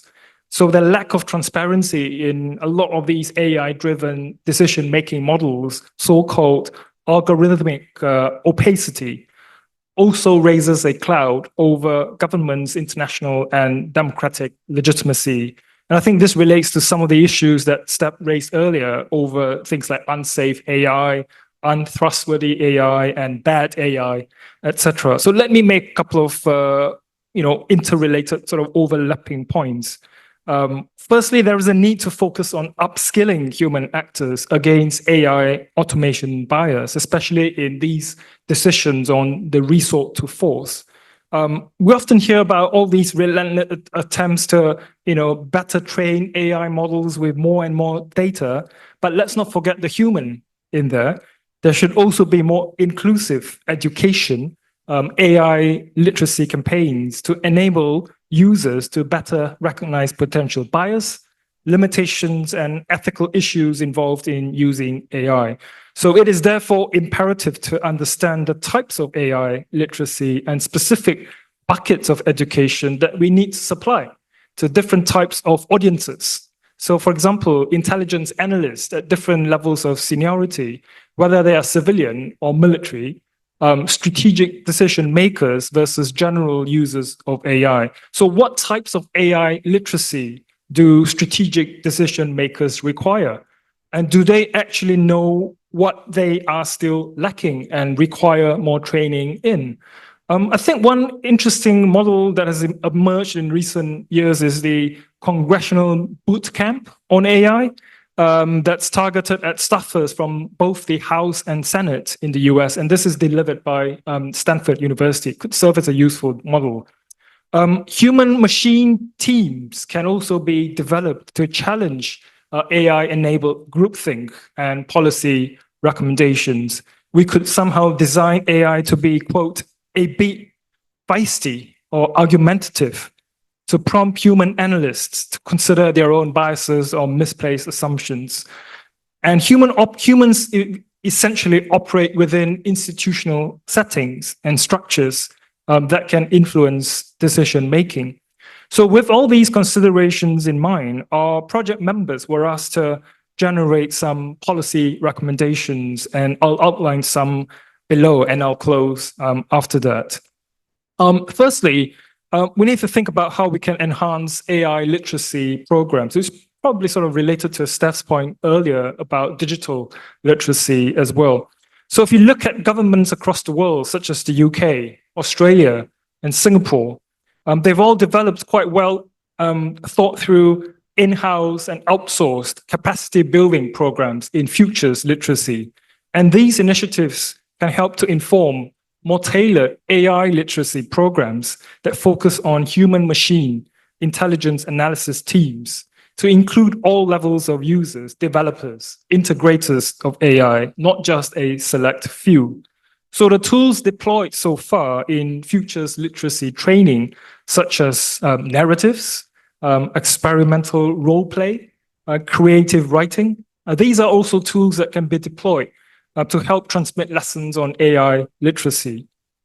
The second recommendation that we had was that governments should embed a so-called challenge function through inviting diverse thinking, setting up red teams, wargaming, for example, targeted at the human-machine interface. And red teaming in particular is emerging as an important tool to manage the risks of generative AI. Finally, we need to think about how we can build safeguards, protocols, and audit trails, interagency structures, trusted intelligence sharing networks internationally, like the Five Eyes arrangement. And these settings need to be developed in, so-called normal pre-crisis times, so that, all these institutional structures are set up to routinely question AI-enabled output from human-machine teams, so that in crisis situations where, people operate under huge conditions of stress and time pressure, these structures can kick into action much more easily. And I'll stop here. Thank you. For that, I think what one of the things that I get from your comments is that in the context of things like government or international relations between governments, or in military situations, we're going to have a lot of complicated factors that require a greater literacy and also modes of intervention, allowing people sort of back into the machine loop, so to speak. So I want to ask then to Kosa-san from SoftBank. I imagine that many of the challenges that you see from a corporate perspective or the perspective of a private sector are similar to those facing governments. And in fact, I think part of the thing that the first two the keynote speakers today were telling us was that corporations, especially in Silicon Valley, are increasingly in a position to make decisions that we once relied on civil society or the state to do. So I'm wondering how you receive some of the, or how you look at some of the strategies or tactics for responding to the potential dangers or limitations or biases of AI. Hi, thank you for today's opportunity. I'm Kosa from SoftBank, and maybe SoftBank, someone heard about the company names. It's almost all person imagine that's a mobile phone carrier, but I'm a new business development and investment side teams. And Grant-san asking that the SoftBank selling the AI last 10 years, and we are facing the several difficulties selling the AI, especially machine learning basis. And we are thinking that machine learning AI is useful for the human beings, I think. But at the same time, reasoning causal why this prediction related to the AI, it's difficult to reasoning causal. At the same time, it's very difficult to sell it. As a result, those products eliminated the market from the market. So SoftBank and another AI companies feeling the latest status. And the regulation-wise, the AI currently development very quickly, and the regulation development at the same timing. And we released something very newly as a fast paying game, but several years ago, this product doesn't fit the latest ethics or rules. So release that or update it or adjusting the issues, and again, they released it. So cycle is very important, I think. So that's my perspective. I think that goes into some of the questions about algorithmic opacity and the visibility of how systems work, how processes work, but also the limitations of everything we've had socially and politically before AI. And so I want to turn the question then to maybe Anita first, to ask about, given that there are specific things happening with AI that require AI-oriented approaches, but also it's touching on very well established and routinized structures within economics or in commerce or in politics and society. And so there are things that might require or need collaboration with people working on other issues or other sectors. And I'm wondering how you see those intersectorial alliances benefiting to how you think about or approach problems and issues in AI. I think this is a very profoundly important question, because I think the solutions to the AI conundrum are not something that human beings have to reinvent as if we've not had a history of technology. That would be really a claim to amnesia. In fact, I think in current international law, there are very, very helpful clues. There are also in national laws, for instance, Brazil, for instance, has an idea of diffuse rights. So this is about an indeterminate group of people. Usually we would like to establish in courts that the AI system failed that woman in a social welfare distribution context. However, many of the harms of AI could also occur at a societal level. So the Brazilian constitution allows for the idea of diffuse rights. For instance, what happens when a river gets contaminated with toxic waste?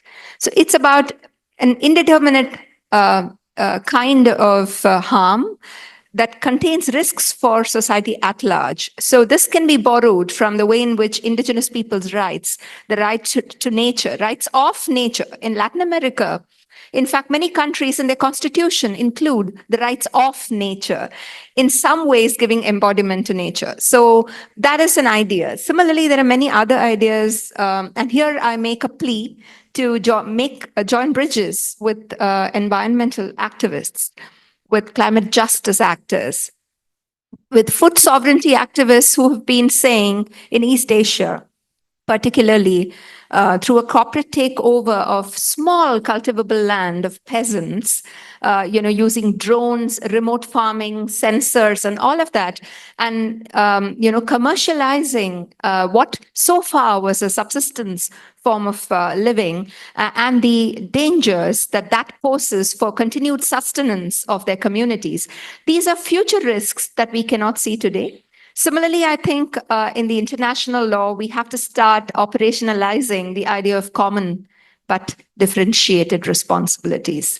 This is very much part of the financing discussions in the United Nations of what are the responsibilities of reparation between the global North and the global South.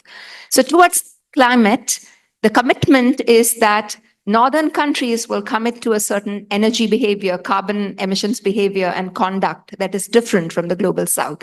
And given that AI infrastructures are controlled by the global North, we really in the global South need to think a lot about how we can be competitive in the AI value chains, and we do need to think about public financing from the global North. Similarly, there is another concept of equitable benefit sharing from the Nagoya Protocol. The Nagoya Protocol on the Convention on Biodiversity talks about equal benefit sharing. So if generative AI is taking away knowledge, let's say, from indigenous peoples, right? So how are they going to give back? Biodiversity registers of genomic information taken away from people in remote Africa. How are you going to give back? I think these are very important questions for which there exist precedents in international law, and it's really important that all of us apply ourselves to building bridges with the past and the future. Thank you. It's excellent. I think it sort of expands how we think about these terms, diversity, equity, inclusion, because those are often thought in terms of race, class, gender, and so on.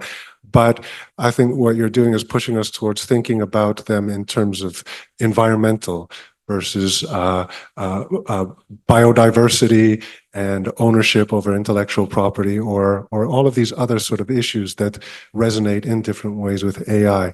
And I think the idea that there are bits of international law that might help guide that discussion is very interesting. And so I'm wondering from Steph, working from a more, from I guess a perspective, a position in which the national viewpoint is sort of in the fore, how you think about, on one hand, diversity, equity, inclusion, in relation to AI and other areas, and also maybe also how that links into international or broader regional discussions around you.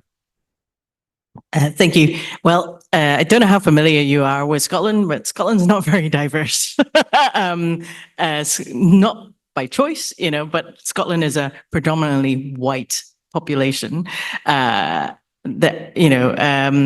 And so to talk about diversity in a country that isn't very racially diverse is quite an interesting challenge. For example, I get mistaken for the other Chinese person that works in tech, because we're both female and Chinese and have short hair, kind of thing. So I think there are challenges there, but we do try and make sure that the conversations around DEI aren't focused just on race, because there are many, many different points of diversity in Scotland, and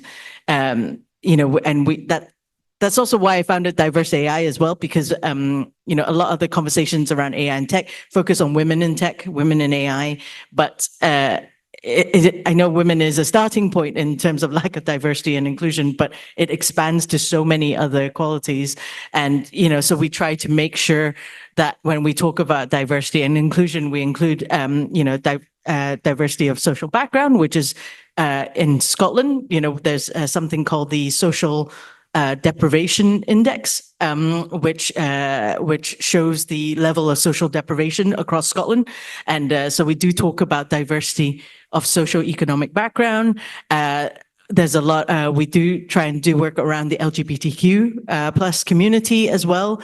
We had a great session earlier this year proposed by an academic who focuses on queer data issues around, he called it, Facebook knew I was gay before I knew, and things like that. So there are many, many different facets to diversity that we need to consider, but I don't know what it's like here, but in the UK, there's a lot of diversity and ethics washing as well. There is a lot of tick box exercises around diversity. And so this is where inclusion comes in. And this is something I always like to talk about, that you can't have diversity without inclusion, because you hear lots of stories, especially on a gender diversity issue, of women being hired to join engineering firms or tech firms, only to turn up and find that there's only a male-only toilet, or they're expected to go out and golf, and they had to learn to golf so they could actually socialize with their colleagues. And this is why the pipeline of diverse talent is very, very leaky, because there is a very dominant set of traits that ensures success in tech, especially in the UK, in the US. And although the voices are getting louder, it's still hard. But the issue around diversity is also very key to issue of allyship. I was telling people earlier about this issue recently on LinkedIn. A kind of leading creative agency in Scotland posted a post on LinkedIn going, "Oh, what an amazing senior tech leaders workshop we had today," and posted an image that was just all men around a round table, and they were called out for it. And this gets worse, right? It's not even a real picture. It's an AI generated picture, because they didn't take enough pictures of the actual thing. And they posted the real picture, and the real picture is full of men. And then all the people that were calling them out on it was responded to by the organizers going, "Oh yeah, we need to do better. Can I arrange a call with you?" And you're like, hold on a minute, it's no one else's job to fix this but you. It's not, people aren't calling you out with with an offer of free labor to fix your diversity issue. So I've gone off on a tangent here, but diversity is complex. And in Scotland, we have the unique situation that we had our national AI strategy launched 6 months before the UK's AI strategy. And I don't know how much you know about the geopolitics of the UK. Scotland sees itself very much as its own thing within the UK. We tried to leave. didn't work. And the Scotland voted to stay in the EU.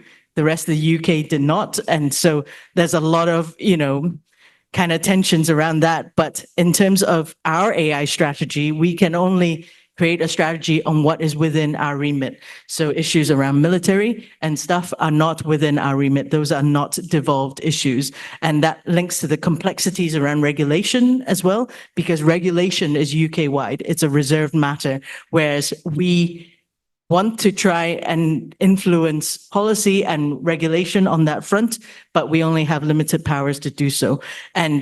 But then the UK itself also exists in quite an interesting thing, because you have businesses that has the UK's own approach to regulation, but ultimately they all trade with the EU.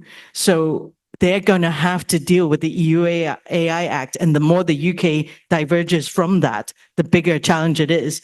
And so we find we've been talking to an AI research center in Northern Ireland, who's in a very unique position as well in terms of sovereignty as such. And they hold a really unique issue where essentially all their businesses have to really, really be totally in tune with the EU and the UK. So all these are challenging issues that no one has, a solution to, and regulation as a whole is very complicated.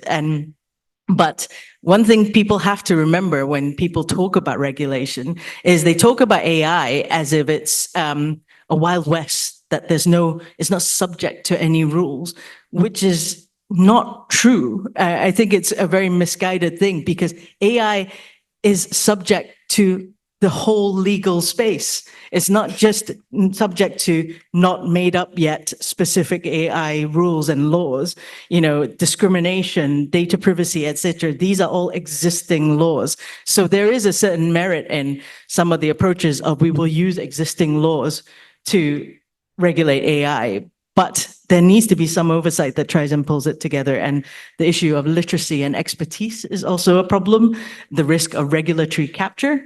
In the US, their regulation advisory committee is mostly made up of the big tech companies.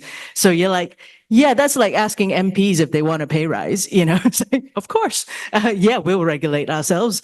Why, I'm not blaming them. That's the opportunity you are giving them. So I think in the past, lots of technologies, academia has been seen as the field that holds industry to account.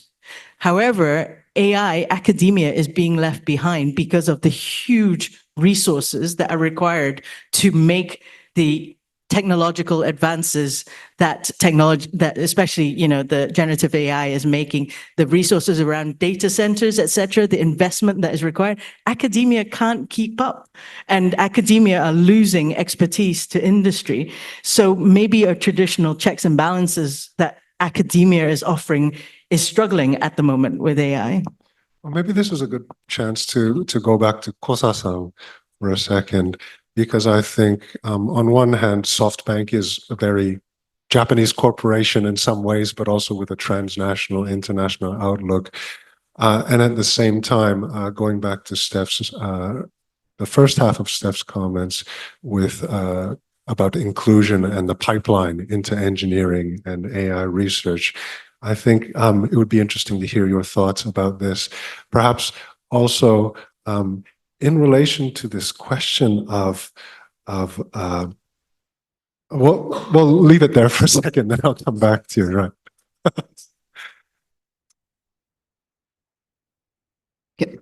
Can I ask that confirm your question? So it's a bit, my answer is the latest status of the SoftBank, the diversity, especially AI engineers or something. I think how from your position, the issues of diversity, inclusion, and measures to address those issues look from your standpoint. And I guess the secondary question would be, Steph talked about how there are lots of rules and regulations in place by virtue of, for instance, having to interact with the EU from the UK. And I'm wondering, how you would see SoftBank as in that similar position, but in relation to Asia, or from the Japanese standpoint, in relation to the United States or Europe. Yeah. The setting the regulation of the SoftBank related AI. Okay, the SoftBank set the special committee. Of course, Itatsu sensei joined it and advised. And we are trying to create in the SoftBank original AI regulation. And of course, it's fit for the Japanese regulation also. And the Japan government making the regulation. And it's a little bit mirrored about EU one and the US one and other countries, those global ones. And we try to make the rules and try to set the operation fit for those rules and developing very rapidly. And we are setting those committee, I think it's 1 year ago, and setting the many meetings. So AI developing quickly and rule side setting up and updated it very quickly also. Is it fit for the question answer? Yes, thank you.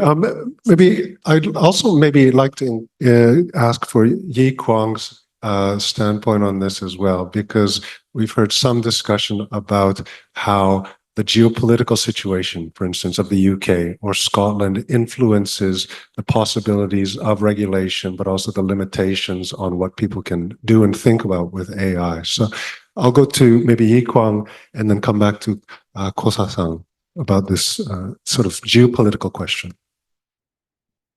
Thank you so much, Grant. I think what is quite interesting from me is the recent establishment of AI safety institutes in the UK, especially in the US as well, and Japan has just set up its own AI safety institute, I believe, this year as well.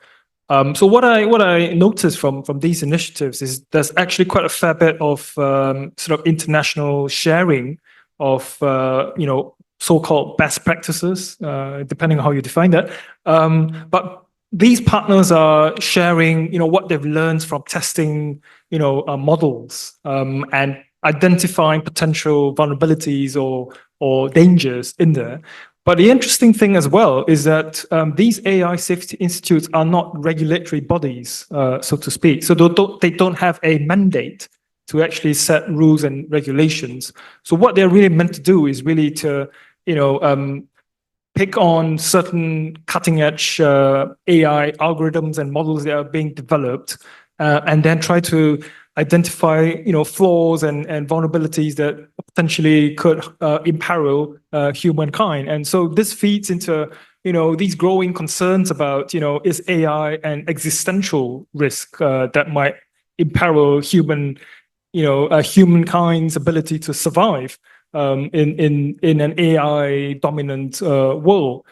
So I think we see these sort of international patterns that are emerging, and you also have countries like the UK wanting to take initiative and playing a role in trying to establish certain frameworks for thinking about AI. I think the former Prime Minister Rishi Sunak was very keen on establishing UK as sort of the go-to place for thinking about how to regulate and how to protect yourself against AI. But at the same time, there are other countries that also want to have that role, right? So the US was also playing a very important role as well, with legislation set in the US Congress as well. So you see these dynamics emerging where countries are thinking about how do they carve out a niche for themselves as they position themselves, not just to identify and capitalize on the opportunities, right? Economic capitalist opportunities, right? That come from AI, but also trying to establish a leadership role for them on the international stage, and especially when many of these regulations are still very nascent, still emerging, and as was mentioned earlier, technology advances so quickly that it's very hard for policymakers to keep up. Right. So these are all challenges, but also opportunities as well that we see. Countries trying to find a certain niche for them. That they can play outsized roles, I suppose. So there's the regulations are in flux and different countries are taking different approaches and sort of seeing what's happening or what kind of bodies are going to take leadership in this sort of situation. And so I want to go back there to Kosa-san. How do you respond to these changing conditions, this flux, these emergent situations, and the role that the private sector entity might have in there? That's a bit difficult question for us about that. Of course, the latest status of each country global regulation is very important for the Japan government, also our side, SoftBank side. And SoftBank try to be a leader of the AI business. So we would try to follow that. But at the same time, we are the good for the creating a new business, release a new business. So SoftBank try to make in the AI many things like predicting needs or prediction something or creating some new generative AI and release it. And we can gather the feedback from the market. And some of them, it's good for human life, but sometimes the feedback is very good for things. It doesn't fit for the ethics, so you have to change it. We received it. All feedback and accept it and reflect the regulation or rule settings and for the new our products. So those cycle. So our company's mission is to happier people to be happier than before using the information revolution. So try to use it, feedback, and reflect it. The cycle is our role, I think. So I want to let Anita have the chance to respond to this, because I think very much in your talk, it was this question of what kind of feedback, what kind of cycles are we already engaged in, and how might we need to break out of those? Yeah. So I think we may all have these, critiques of capitalism, etc. But we certainly know that the market is one of humanity's oldest institutions. So at some level, I think for civilizations, in the northwest of my country was the Harappan civilization. And many of the artifacts that we found out were about the market. So in some sense, Steph, you mentioned that it's important that AI serves other masters, right? Not just the capitalist masters. But I think here is a very important problem, which is that in its current arrangements of the 8 billionaires that it serves, and the kind of monopoly situation that we see, this particular status quo needs to be dismantled. And unless you stop serving those 8 billionaires and those masters, it's simply impossible to serve the rest. Why do I say this? I just read day before yesterday about Grab. For the longest time, Grab went to Google Maps and told Google Maps, in Southeast Asia, the streets and the roads are so narrow that the map architectures of Google are really not helpful to Grab drivers because they also drive tuk-tuks, they drive many other things. So can you do something? Can we map it better? Can we get granular? And they realized that for years, Google did nothing. So Grab said, there's OpenStreetMap. There's OpenStreetMaps, which is the labor of love of the commons community. Okay, so let's pay the drivers a little bit, let's top up their commissions and let the drivers add to the maps in Southeast Asia. So today, Grab uses OpenStreetMap, and it's even better than Google Maps because it serves the drivers, it serves the commuters, it serves the consumers in that society. So what I'm getting to is we could have due diligence for AI. We could certainly put in place accountability measures, transparency measures, post facto adequation, which means that all the officers and bureaucrats who love paperwork can keep noting, why the system made that decision. All of that notwithstanding, I think where the rubber hits the road is the data problem. I think intellectual property, even in terms of copyright, patents, basically trade secrets, all of this needs to be challenged at the national level through commons-based regulation. So one very important thing I think is access to open data, open government data really has to have proper guardrails. You cannot free ride. So you oftentimes, open AI, what's the point in producing AI if the big guys is anyway going to cannibalize it? So the first thing I think is public domain data is not for free riding. It is for meaningful public AI production. So we need to invent the whole concept of local public and community partnerships. I think public-private, of course, we recognize, but I think public-community partnerships in AI, we are building an AI with government schools, 12,000 schools in the state of Kerala, a small state, province in our country, where it's going to be a data trust, where the data of children is going to be jointly held by parents, the school system, and an independent agency that's established. So the decisions about children are not made by Google Suite, which makes decisions about which child will compete in science or social science or whatever. It's going to be a decision that the community makes. The second intellectual property related decisions for governments is about fair use limitations, which should be imposed on how models learn from training data sets, and with strict stipulations against free riding.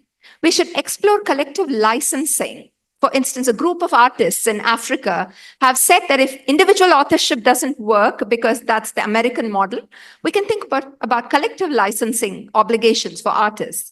Similarly, reciprocity guarantees. If you take data from the common pool, you have every obligation to put back the data into the common pool. You cannot be using training data sets from Scotland, from Steph, because she's got a public data set and not contributing back. All your innovation has to go back. And finally, I think in the global value chains and supply chains, governments of the global south have to become very vociferous and say, if Uber is doing X in Amsterdam with its workers, please do the same X for the social security of workers in my country, in the global south, because those are obligations under the UN guiding principles for business and human rights. So I really think that time is up for local governments, for national governments to really step up the antenna to say, look, this is really not about AI alone, it's about data and AI. I think that's really interesting because we're talking about a relationship with the commons that prevents or at least puts a hold on extractive relationships with the commons and implies some sense of responsibility. And I saw Steph nodding quite a lot during these comments. I'm wondering what you were thinking during that. Yeah, I mean, woo for open source, I think, is a increasing movement, and the kind of proprietary nature of so much of AI is also killing other businesses. It is perpetuating the monopoly of these big tech giants. So, for example, LLM models, there's only like 3 or 4 of them. Ultimately. And if you are a business that have created a business based on that, they can just take it away and your business is gone. And that is not a healthy ecosystem, for anything, for innovation, for society, for business. And I love the idea that, data for the common good. If you take something from it, you give back. And that's one of the things that has been, talked about as a potential solution for this. But I think linked to it is also what you were saying about how governments in the global south need to demand the same conditions in the global north. And linked to that there is a fear amongst governments of challenging big tech because they have engineered a situation where they are so ingrained in the infrastructure that if you rock the boat, half of your infrastructure might collapse, because they said, oh, well, we won't work with you then. And we've got ourselves into this situation, but we need to start thinking about how we extract ourselves from that situation, because otherwise, everything about our lives will be controlled by the very few. And that's just not a good situation to be in. I mean, the UK, all the safety institutes are doing amazing work. They're doing amazing research, technical research, and it's technical expertise. But we have to remember, expertise isn't just technical, because AI is not just a technology.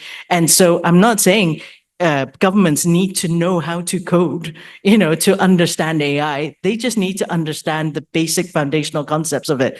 And I know the criticism of regulation being slow, but I interestingly heard someone from the UN say, maybe we should shift our perspective on that. Maybe it being slow is a good thing, because democracy takes time. Well-written legislation takes time. And we have to remember, yes, the pace of technology advances is rapid, but their decline could just be as rapid. Like 18 months ago, actually, it's almost 2 years now, ChatGPT came out, and all of a sudden it's all about LLMs.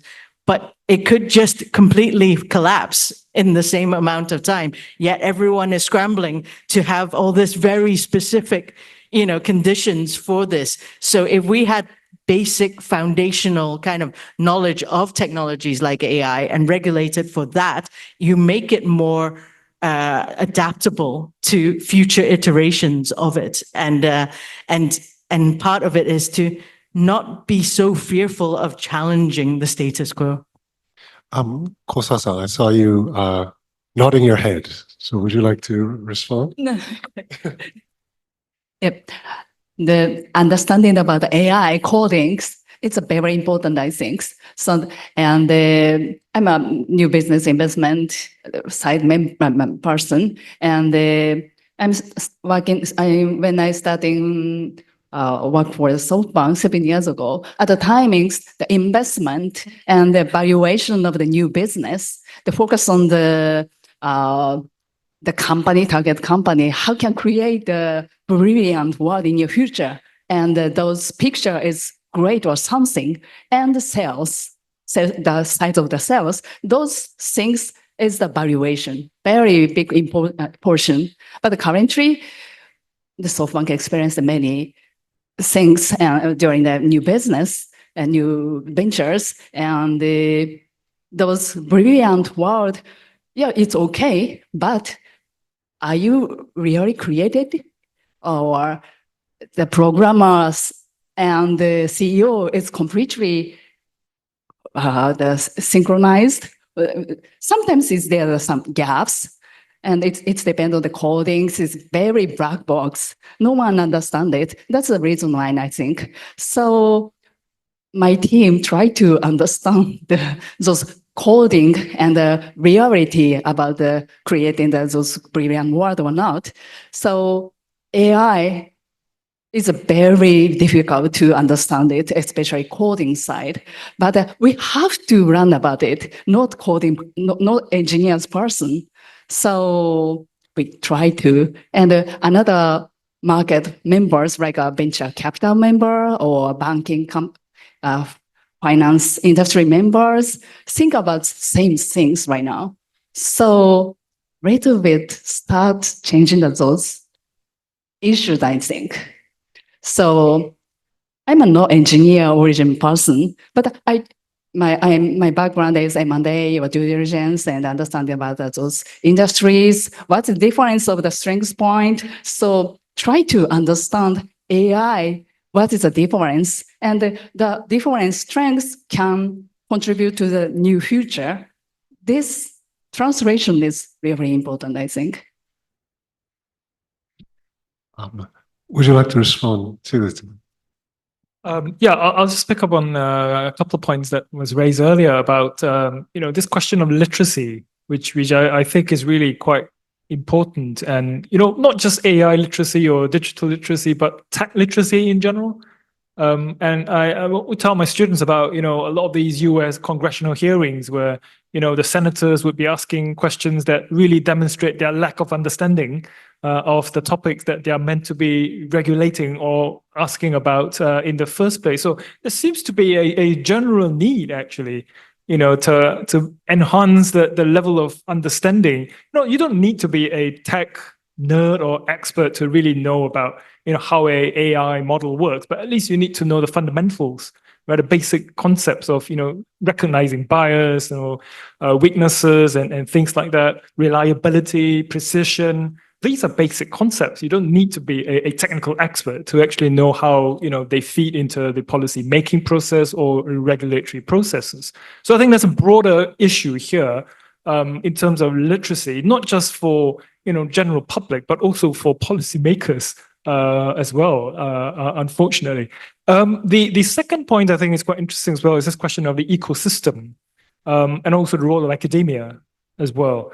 So if you look at a lot of these programs that are out there, right, set up to, transmit AI knowledge or AI literacy or futures literacy to policymakers, a lot of the trainers who are based at these universities actually themselves used to be practitioners.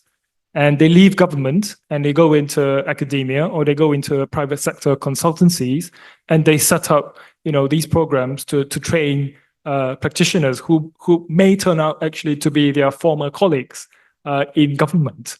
So that ecosystem, I think, also might need to be looked at in terms of, how do we have more diversity in terms of the trainers who are in charge of actually transmitting, all these questions of literacy to policy makers as well. So that's something that we sort of uncovered as part of our research. That there's this evolving sort of rotating door between government practitioners and academia and consultancies who are meant to be training their former colleagues. So that's another interesting point that came up in our research as well, which sort of relates to some of the points that were raised earlier. Just to build on the point around literacy, especially with AI, like I said, it's not just a technology, it's a wider socioeconomic system that we're finding that a lot of literacy efforts, especially in schools, is very focused on this is what the technology can do for you. This is how you can use Gen AI to do your work, to do your research and stuff. And it's a very narrow view. And people are not being given the rest of the picture. So times this across all our future generations, and you are creating a population that has no critical thinking, that do not ever question what they use, that it is just this is how I can make it look cool stuff. Or help me do my homework or stuff, as opposed to every time I put in a prompt, it uses a bottle of water, kind of thing. And by kind of focusing purely on that narrow how you can use this technology for your purposes, you are doing a disservice in terms of literacy as well to people, because I think the more rounded knowledge, the critical thinking, people talk about this a lot, the use and the need for critical thinking is so important. And I just worry that we are, like I said, sleepwalking into a world where people don't question things because they only know what it can do for them and not expand that view to not them. So I think the idea of training and literacy for bureaucracy is also about where exactly human discretion is important. Because I think we think about senior bureaucrats getting into negotiations with vendors as one level. And the infamous case of the NHS, immediately during the pandemic, and how it was sharing data with somebody, and ProPublica came up and said, look, wait a minute, it's our data that you're sharing without any transparency, without any public discussion. So I think that AI models, we often think about capacity of senior bureaucracy to understand the AI in all its complexity.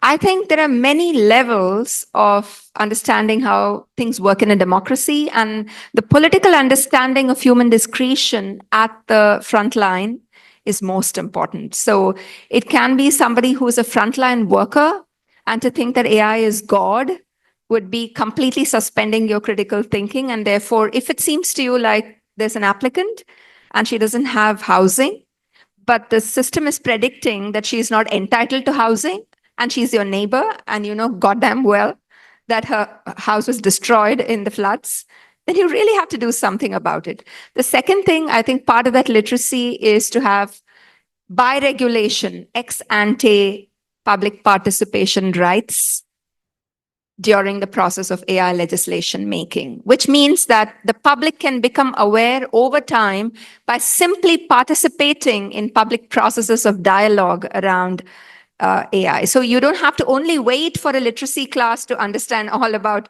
how your rights will be implicated. But if the law actually makes space for ex ante public consultation rights of the public, then the public will become aware because it's a right. You can simply upgrade your right to information legislation. So you can then become an aware and alert public. And finally, I also want to say that these are occasions through which the general public can also ask the question, why do we even need that AI, right? Because I was in a UN consultation where someone was talking about generative AI helping frontline nurses to give advice in villages to women who were pregnant for the first trimester about nutritional diets. And I was thinking, why do you need generative AI when you have the knowledge of those 80 houses in that village? You know what the local diet is all about, and you know how to up the iron intake. Why do you have to consult generative AI, which in all likelihood would be based on non-representative data sets about diets around the world?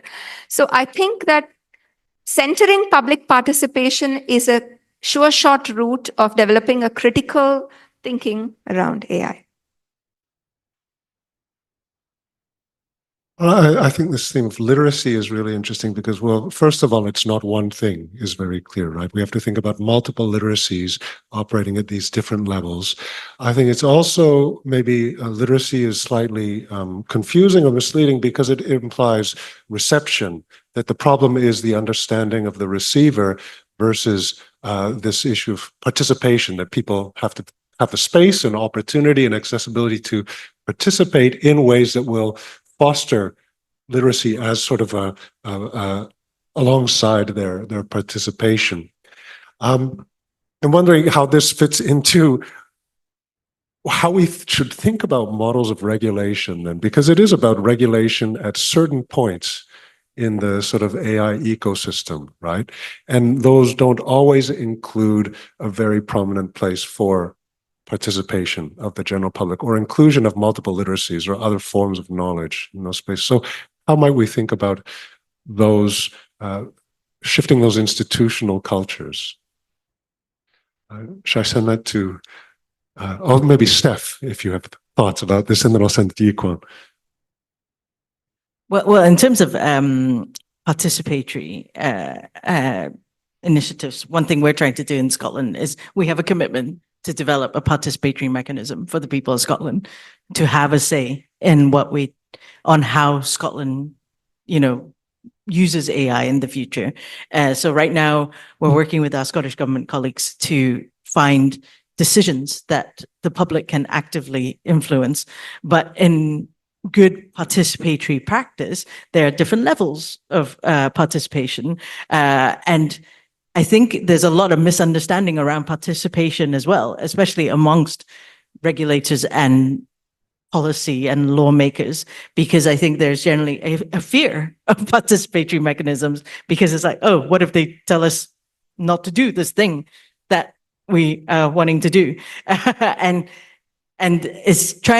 that's a different type of literacy as well. That's, that literacy that they understand. Like, for example, our engagement participation manager pulled together a guide and a flow chart for our colleagues to walk through what you can consider and at what level. And there's obviously, there are things that there's absolutely no way you can have the public input. But then there are things that you can consult on where you can say, we will consider what you said, but that's the commitment that we will consider. We don't have to do what you say. And then there's ones where you can actively influence and actively change, or essentially delegated, responsibility. So there are lots of different ways. It's a challenge, for sure. And I think there's a general movement around AI at the moment, most definitely in Europe and UK, around having the civil society voice represented, because one of the big criticisms of the first AI summit, AI Safety Summit, held at Bletchley Park in the UK, as people went, where's civil society? And universities were considered civil society. And you're like, but where are the community organizations? Where are the non-academia civil society? I know Paris seems to be actively trying to change that. They are having, the next summit is in Paris. It was in Seoul earlier this year, and they're trying to do a lot around participatory mechanisms. So in the UK, there's a commitment to holding people's assemblies across the UK that will hopefully feed into that, and they're asking other countries to do similar. So there's definitely a movement, but we still have a long way to go, I think, with that. And the other thing about literacy around regulation, I think that's a hard one, you know, because the truth is you don't have to be an expert to create, you know, kind of knowledgeable policy. You just have to know enough, or you need to have impartial experts that can guide you. And I think we're in a situation right now that the impartial experts are getting fewer and far between because they're not entirely impartial. and it's that reliance on that. And this is what I talked earlier about the academia's role, because academia used to be able to provide that expertise.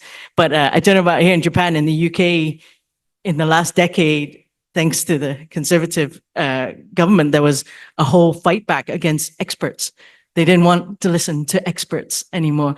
And that narrative, it rung true to a lot of people, and it permeated society, and expertise was downgraded. And like, but it needs to be recognized again, and diversity of expertise is really needed. The source of expertise needs to be more diverse than just the people you're trying to regulate.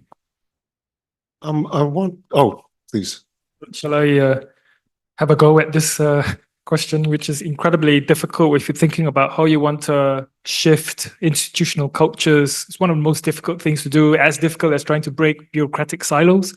But I think we've done some sort of comparative case studies between the UK civil service and also the Singapore civil service, looking at how, you know, they try to diffuse ideas of futures literacy across the civil service. And one of the things that strikes us is this focus on so-called policy champions, where you have people who are regarded as having high levels of legitimacy, people like the chief scientific advisor, for example, in the UK, you know, setting the pace and, you know, sending the message that this really matters, right? So of course, you know, it's not just a question of saying it matters. You also have to make sure that it's sustainable, right? That it lasts beyond individual personalities.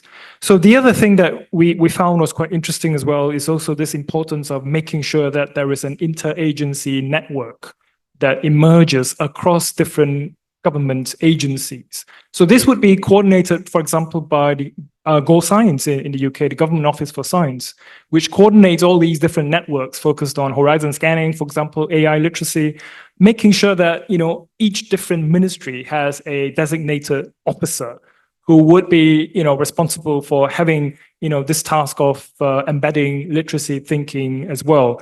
So interagency structures would be one thing. And the other interesting finding we had was quite subtle in a way, sort of changes in language and changes in the vocabulary that's being used to draft policy documents, for example. So you might well see, you know, documents emerging where there is shared language and shared jargon emerging across different agencies, where they talk about things like scenario planning, you know, sense making. These are very standard terminologies that's often used in training for AI literacy, and we see this being, you know, repeated in many different ministries, whether it's Ministry of Defense, MOD, or whether it's DEFRA, the Rural Affairs Agency, and they all appear to be sharing the same language, and that seems to be part of, you know, the result, right, of having this sustained effort over many years, right, to try to encourage civil servants to think about the future in systematic ways.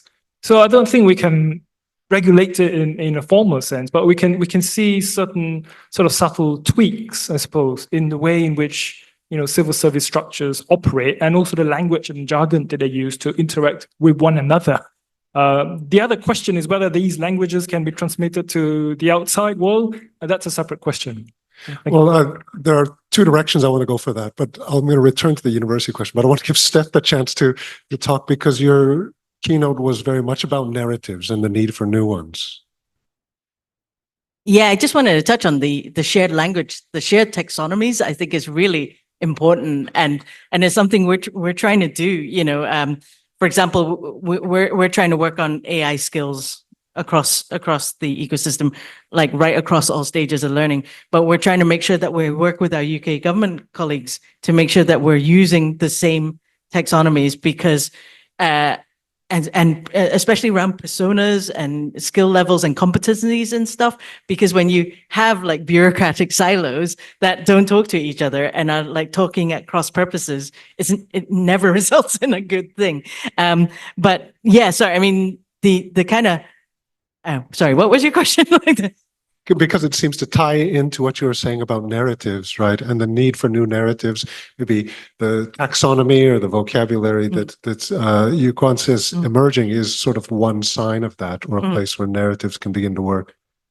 Yeah, no, I mean, kind of everyone joining up in the same narratives is just really, really important, because like you said, if we can't talk to each other, how are we going to talk to wider society about things consistently? Because consistency enables trust, because if like 4 different government agencies are talking about the same thing, but using completely different terms, as a member of the public, you feel like, what, kind of thing. So it's really important to make sure you have your narratives all aligned. I think the other thing about narratives, though, they can allow you to speak about things that you didn't know were there to be spoken about, and this is where it touches on what Anita's was saying in her keynote about the dataism, right? Which is maybe a new term for a lot of people. So, how do you see your role, either in terms of dataism or speaking from a cyborg feminist perspective, thinking about new narratives or new concepts or new ways of speaking?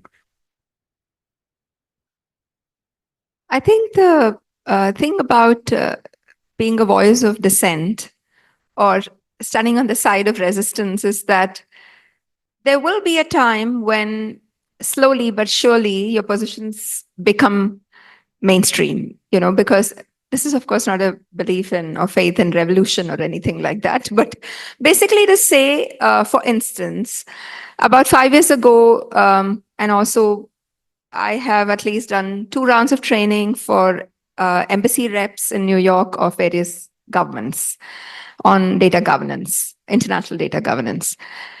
And I can see that the minute you put in what seems like a provocative idea, initially there is discomfort, but people warm up to the idea. And I can give you an example that in trade negotiations about 4 to 5 years ago, the fact that algorithms have to be discernible at the national level was some kind of foreign idea. The fact that you need to have the capacity at the national level to open up algorithms that come from some other vendor or provider who doesn't have a registered office in your country, but is somewhere else.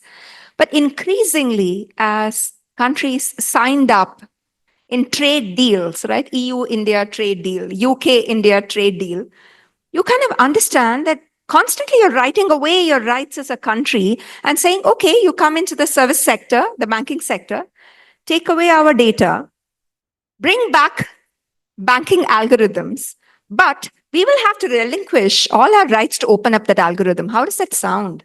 Sounds ridiculous.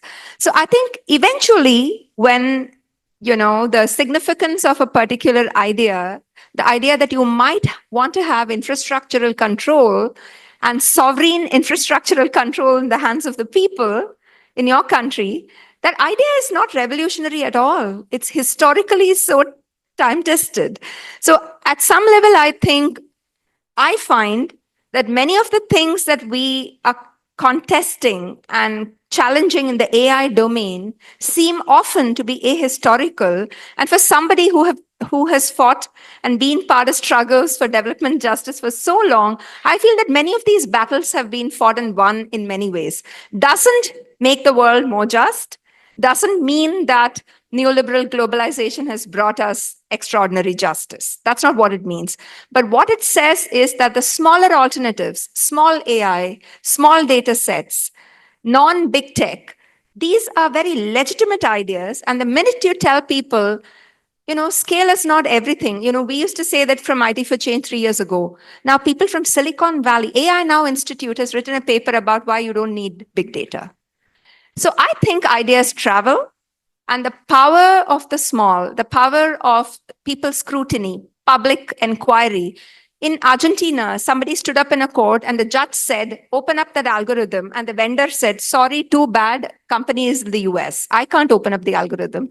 So what does the government of Argentina and Buenos Aires do when the algorithm cannot be scrutinized? How do you dispense with justice in a courtroom? Right? So I feel that many of these ideas are not new. We somehow seem to have this fetish about justice in relation to AI as if we are discovering the questions around equality, diversity, and justice in relation to AI. But that's not the case at all. That's because all of us within the AI debate may be living in a bubble, and we kind of think about the rest of humanity as cousins. Thank you. So I want to take that to a question about what people in the likely audience of this panel might be thinking. We have a lot of students. We're in a university. We're part of a sort of public-private collaboration. And so I'm wondering I talk to young people and a lot of them just feel depressed, powerless, because they see environmental issues, not to mention AI sort of making the world seem very unstable, looming, and then they wonder, where do I go next, right? And a lot of people in the university, I think, are feeling that. At the same time, we've had a couple of comments in the panel saying that the university, the academics are not the critical voice that they once were or could have been, right? So I'm wondering, and I'll start with Kosa-san, is how do you see the role of a researcher or a student right now? What are the possibilities for a young person hearing this discussion? Where can they intervene? Where can they do something that might move the needle at a place like SoftBank or in the Scottish government or in the Japanese government? Say, what can a young person listening to this do? Academic student, engineers. It's a bit difficult question, but I think the academics, students, professor, and engineers, and the business developers, each the categories, between the categories has some barrier or some things. But recently, technology developing very quickly, and after the ChatGPT, it's AI becoming the very commercial products. So as a result, every barrier is merged, and I think it's being the one group. So every business idea or everyone's program idea is contribute to some products or services. So that's point is my feeling currently changes. Sorry, does it fit for the questions? I think so, but then maybe I'll shift to Yi-Kwan again, because you're also a person in a position to study, but also intervene in policy discussions, right? Or maybe in discussions with various companies in Japan or abroad, right? Where if you were to say one thing to a 20-year-old person listening to this, what would you say? Go do this. These are interesting problems. I think as you know as well, this university has been having a discussion about how we should engage with ChatGPT, for example, in our teaching syllabus, our curriculums as well. So in fact, before coming to this session, I just had a class with my students, and we had a in-class ChatGPT exercise, right? So students work in pairs and they come up with some questions about the topic for today, and they type their questions into ChatGPT and they get the answer. But the point for having this session was to get the students to think critically, right? That this response coming out from ChatGPT, it might sound authoritative, but it's actually factually incorrect. And so we guided our students through the whole exercise, about 45-minute exercise, telling them to look for flaws, inconsistencies, failures in logical thinking, not able to make linkages between different perspectives. So that's really what we wanted to, encourage our students to do. And some students said to me, I've never interacted with ChatGPT, so I'm actually quite scared. And I said, well, there's no need to be scared, because the whole point is to get you acclimatized to it, and then you realize that it's actually not as formidable as you think it is. And the students came to me afterwards and said, this ChatGPT is actually making up stuff, right?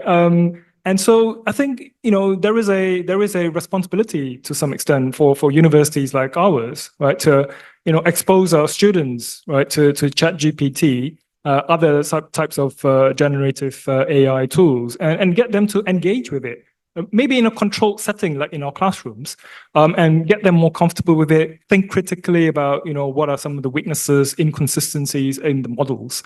So I think that's one thing that at least universities like ours can do. I'm not an engineer. I can't train them to be an AI engineer. The other thing is the policy input that we could potentially have as well. So this project that I mentioned earlier, which I belong to, it's an academic project, but there's also an element of closed-door policy roundtable discussions with defense officials in Canberra, for example. So we would present our papers in a very academic context, quite boring context, but then we'll have a separate policy roundtable where you have to present your recommendations to senior defense officials in like 5 minutes, right? And so there's an ongoing conversation, and sometimes we get quite favorable responses, and sometimes we get not so favorable responses, and so it's one of those things where you try to engage with policymakers, given the opportunities that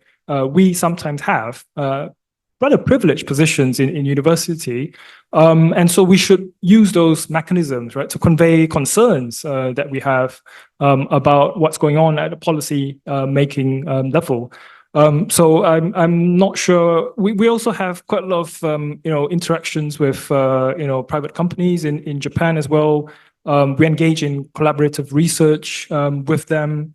So that's, I think, another platform where we can engage in a constructive way, rather critical but constructive way, with partners in the private sector. So this university is actually in an advantageous position, having these networks with private companies and also SoftBank as well.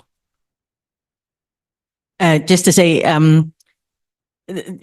all universities like Edinburgh, etc., all having those conversations about how to deal with Gen AI. And there are some that have just gone, you're not allowed to use it. And I think that's actually the worst possible response to it, because students are going to use it. So you might as well make sure that they use it and understand what it is, so they're using it in the right way. But I think to students or to people, it's not all doom and gloom. And I would say, the future is not written.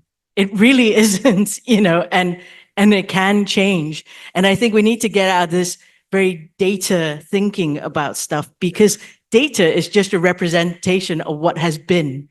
And it's not what will become. And we need to make sure that we don't make all our decisions based on what has happened before and what has gone before, because the future is unwritten. And in terms of universities, technically, they have probably lost the edge to big tech, to private sector. However, it's things like the BAI, Global Forum, and interdisciplinary, multidisciplinary approaches that can have that big, significant voice in policy, in this, to empower, populations, policies, governments to think beyond the technology, to think more critically, and to try and shape new narratives around AI. So I won't be disheartened, and I think don't be fearful, don't be scared of it. The fear comes out of the narratives that I was talking about, right? But they're not true, they're not real, and Terminator, and Skynet and stuff. It is fiction, and it's been fiction for a very long time. And a lot of fiction is a representation of the fears of society when fiction was written. And here in Japan, Godzilla came out of the post in nuclear war period. It's not literally about giant monsters, right? And so, Terminator, all these came at, very specific times in history where fiction has responded with that, but it's not telling the future. It's not telling you what is to become. And I think, the more people have these interdisciplinary, multidisciplinary conversations, and I see a lot academia going that way, that it's a lot more, like one of the new CDTs, which is a Centers of Doctoral Training in Scotland, is around responsible NLP. And it's, a combination of computer science, law, social sciences, philosophy, politics, etc. So more and more of these I think more of that is needed. We need to appreciate that it's more than technology. And as long as we keep those conversations going, there's definitely scope to change the future. And a future shouldn't be, grounded in fear. Like I said, the narratives of fear are perpetuated by people who have something to gain from that narrative of fear. Okay. I feel very strongly about this question. So my appeal will be very impassioned. Do you all know what the single largest source of base layer data was for building ChatGPT? What within the internet? The single largest source. It's very common sense, so don't be afraid to answer.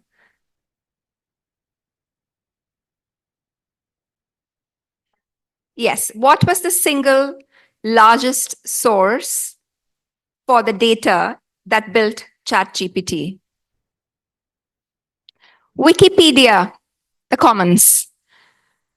I wanted to say that the future of all socially responsible research with a heart is in the area of the commons.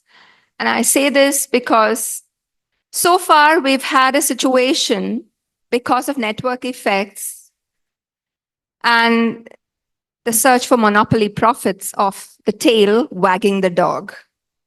So you had ridiculous situations like Elizabeth Holmes and her company, which decided to defraud venture capitalists. And you had an awful system which defrauded the intellectual property regime, if ever that regime was supposed to do good in the world. A few years ago, till 2017, Amazon online had patented the single click.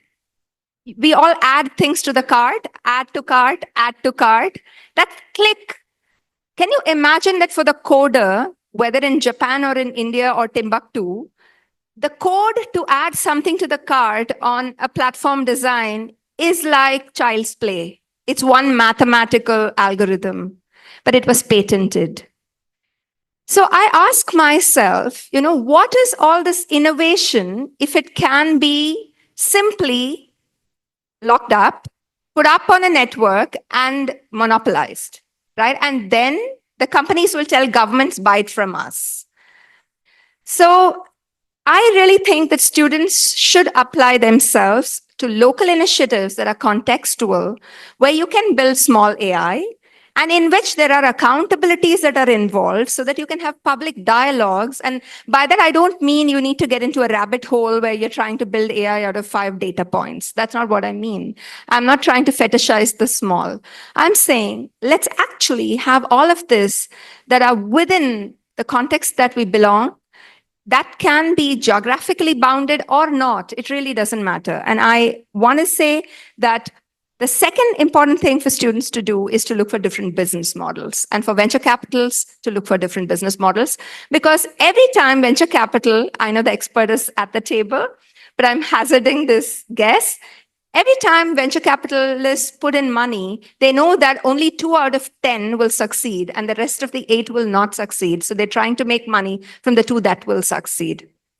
So at some level, I think we need to abandon these models. Speculative finance is not needed. And finally, therefore, I want to give an example from India. So we have a unified payments interface. How many people have heard of this? This is the way by which to transact money on platforms, but it's based on a public goods standard. It's a protocol for making payments through the mobile phone, which will link up to a common base layer protocol built by the government, but on top of which Google Pay, PayPal, and everybody else works. But in India, from MasterCard to Visa card to Google Pay to PayPal, everybody is lobbying the government to say, why do we need to go through your government Reserve Bank protocol? And the government says, too bad, go through it. Because we live in a country where there are scamsters, people get defrauded, and the Reserve Bank of India wants to guarantee through the public good that this particular payment will go through and the person will not be defrauded. And on top of this, I think communities can build alternative commercial business models, alternative commons models to not just solve problems like water pollution or anything, but even business models like a cooperative of women selling something. So I think that the future is in public goods and the commons, and we need new kinds of impact financing in order to encourage these things so that we don't have stories of Elizabeth Holmes. Sure. Sorry. Also, we need to stop with the fetishization of unicorns in the UK, US. You know, it's all like that Silicon Valley thing of, oh, we must build this massive company and get that $1 billion exit. And that's the only thing that matters. And a lot of governments fall for this, that they're all focusing on how do we create the circumstances for the next unicorn? And you're like, but what is wrong with someone having a business that has a good product, that serves their customers, that pays their staff well, but doesn't need $1 billion exit? They are just a good business serving their customers with a good product. That kind of, you know, need for getting rich quick, you know, is unnecessary. I'm not saying people can't be rich. They can be rich, but they don't have to be so filthy rich. You know? I'm curious about Kosa-san's reactions to this discussion. So if you'd like.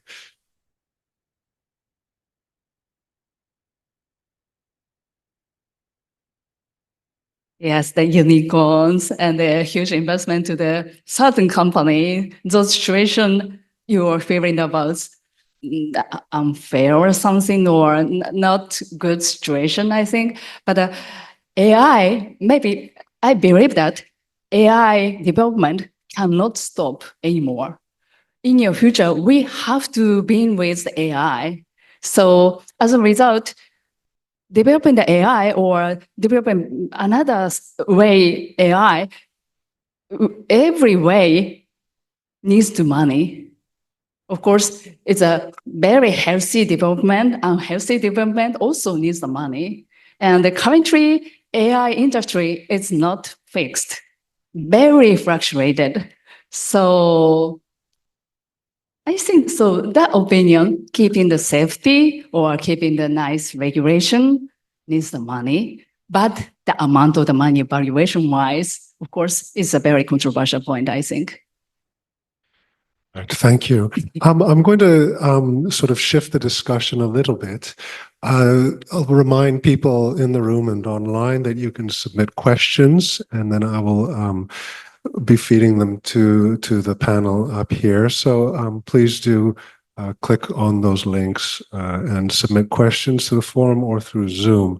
I want, on that note, to sort of bring in one of the questions that was asked online, to this question of like, does AI stop? Can AI stop? Is it too late for AI to stop? And one questioner has mentioned that there are limits to growth imposed by the tremendous environmental and energy costs of of data centers, I should say, right? It was mentioned that these nuclear power plants are getting restarted in order to fulfill some of the demands. And so there's, I suppose, one viewpoint expressed in a question is saying that perhaps it's time to stop AI, right? That's to put a hold on development.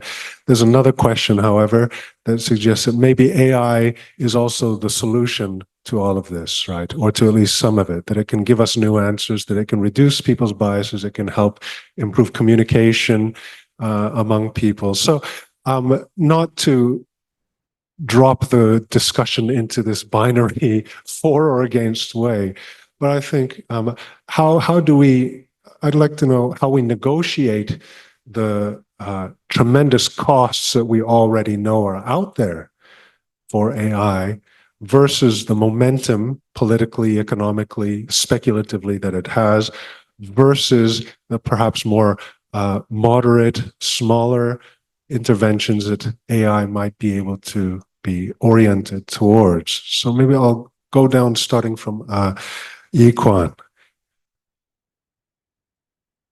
So you start with the most difficult question for me.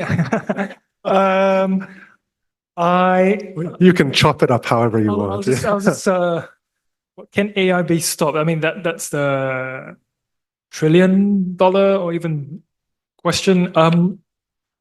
I think given the momentum that is had in terms of technical advances and fetishization and the politicization of it, I think it seems to me, at least personally, very hard to stop the momentum. We might be able to constrain it, but actually stopping it completely, I don't think that's feasible. I'm not even sure if that's desirable. I'm not sure about that, because as you said, this is a really complex question where you have AI that can be applied in very beneficial sectors like health, for example, screening, monitoring of forest wildfires, climate change. AI has been adopted to identify potential disruptions in supply chains as well. So there are potential beneficial users of AI, which sometimes tends to be overshadowed by all these discussions about terminators and killer robots and things like that. So we do need to take a bit more balanced perspective to how it's being discussed and also how it's framed as well. So if you look at many of the media reporting, at least in my field where I look at advances in AI and military technology, you often see references to Skynet, for example, and the recent case of AI piloted US Air Force fighter engaging in AI dogfights. All these discussions tend to be framed in a very worrying, sort of narrative, right? Where is this leading us? And is it going to lead to, in a worst case, a human extinction? And that's another sort of big philosophical question. But I think, that there's lots of overlap that, the data centers and cloud computing actually has with pre-existing underlying trends and concerns. So climate change is one. I can't remember the numbers now, but trillions of liters of water were really needed to, to cool these cloud computing and data centers, especially, with climate change, water is becoming an increasingly scarce resource. And that's also part of the reason I understand why, Taiwan had difficulties with producing its advanced chips as well, because of changing, rainfall patterns that were affecting the ability of TSMC to, actually cool its manufacturing plants. And then you have this other overlap with geopolitical competition as well. So these data centers, of course, hold data, but data has to be transmitted. And transmission of data goes through undersea cables as well. And these undersea cables are increasingly becoming critical infrastructure as well. So I just saw a report this morning that a Russian intelligence gathering ship was actually in Irish exclusive economic zones because of potentially the undersea cables that were transmitting all these massive amounts of data that's collected in Google offices in Dublin, for example. So these questions are incredibly multifaceted, and there's so much overlap. I think with pre-existing underlying trends already that we tend to lose sight of sometimes. The AI is not something that we can look at in terms of a singular approach, but there's so many overlapping complex perspectives that we need to apply to it. So I don't know if that's an answer to your question, but maybe we can develop that further. Just like you were saying, I'm not sure stopping AI is necessarily a desirable state. I mean, we forget when we talk about all the harms it can do is all the good it can do, and how. So it is about the storytelling, about the narratives, and changing that. And like I was saying, growth in all sense at the current rate as projected is unsustainable. And it's only recently there are growing voices saying that just adding more data isn't necessarily going to scale. Scaling isn't the solution to everything. And there's only so much water in this world. There is only so many rare metals and minerals that are used to make chips, etc., in this world. That let's kind of rethink it before we are forced to stop, because you can't actually go any further. So I think it was interesting in the World Summit AI last month. There was a session around AI regulation, and the speaker was talking about human in control, not human in the loop, human in control. And someone in the audience said, "Oh, but now we're getting to the point with models where humans can't be in control." And she said, "Well, then perhaps you should stop." If you get to that point, you can stop, because you have that agency to do it. And so it's kind of really just thinking about what we want out of this technology, what we want this technology to do for us, not just for the pursuit of the biggest possible model, biggest, fastest possible model that sucks in the most energy and water. Is that what do we want it to do? What are the challenges we want to do? The environmental thing, I don't know if any of you saw it, was it ex-Google CEO? I can't remember which one, but he said a few weeks ago, we're going to miss our climate targets anyway, so we might as well hedge our bets on AI solving it. And you're like, oh my God, you want to destroy our planet and hope that this technology is going to save it. That's a bet I don't want to hedge. I don't know about anyone else, because we only have one planet, and we are already seeing the effects of it. He sits in a privileged position where he's not seeing the effects of it, but there's a good half of the world that is, and let's not, let's make it less so as opposed to more so for more people. But yeah, I'm not sure AI should be stopped, because I think it has the potential to do incredible things. But it's just about how we do it. If we have thoughts from our two other panelists on this issue. I agree, and I echo what Steph and Yikong have said. I also think one more thing, which is basically if there is a liability law for the kind of wild experiments that corporations perform on human civilization, then the nature of thought that goes into the way in which risk is understood and implemented in AI ecosystems will change dramatically. It's because there's absolutely no price you have to pay for the mistakes that you unleash on society, that you just keep raising the resources as a monopoly operator in the market to experiment with the wildest dreams, flying to Mars and Moon and all of those things aside. I therefore feel that part of the problem is actually we come back to this, unfortunately, and it might seem like I'm like a stuck record. I think it is the way in which we conceive of the production regime of AI that poses all the problems, including the questions about should we have AI at all? Can we stop AI? Because it seems to us that this big AI, through which we seem to have lost social control and social choice, is here to stay. And I think that there are human beings behind this model, and bringing that to account is most important. And therefore, ideas of liability are important. The second and related idea would be is the presumption, in the clause of presumption in the law. So harm shall be deemed to have been committed. And this presumption, for instance, in the platform directive, platform workers directive of the European Union is, for instance, if you're a gig worker, you're a platform worker, the company does not have to prove that you're not an employee. The worker is presumed to be an employee under the platform workers directive. And the presumption is rebuttable by the company, which has to produce proof to say, no, that person is not an employee because he or she did not work for 8 hours, did not work 5 days. So I stand up in the court and say, that company owes me so much commission, right? And I don't have to prove I'm an employee. And this is similar to many other sexual harassment type legislations in the law, right? That you don't have to prove that you were raped. You just stand up and say, I was. And the onus is on the rapist to show that he did not rape.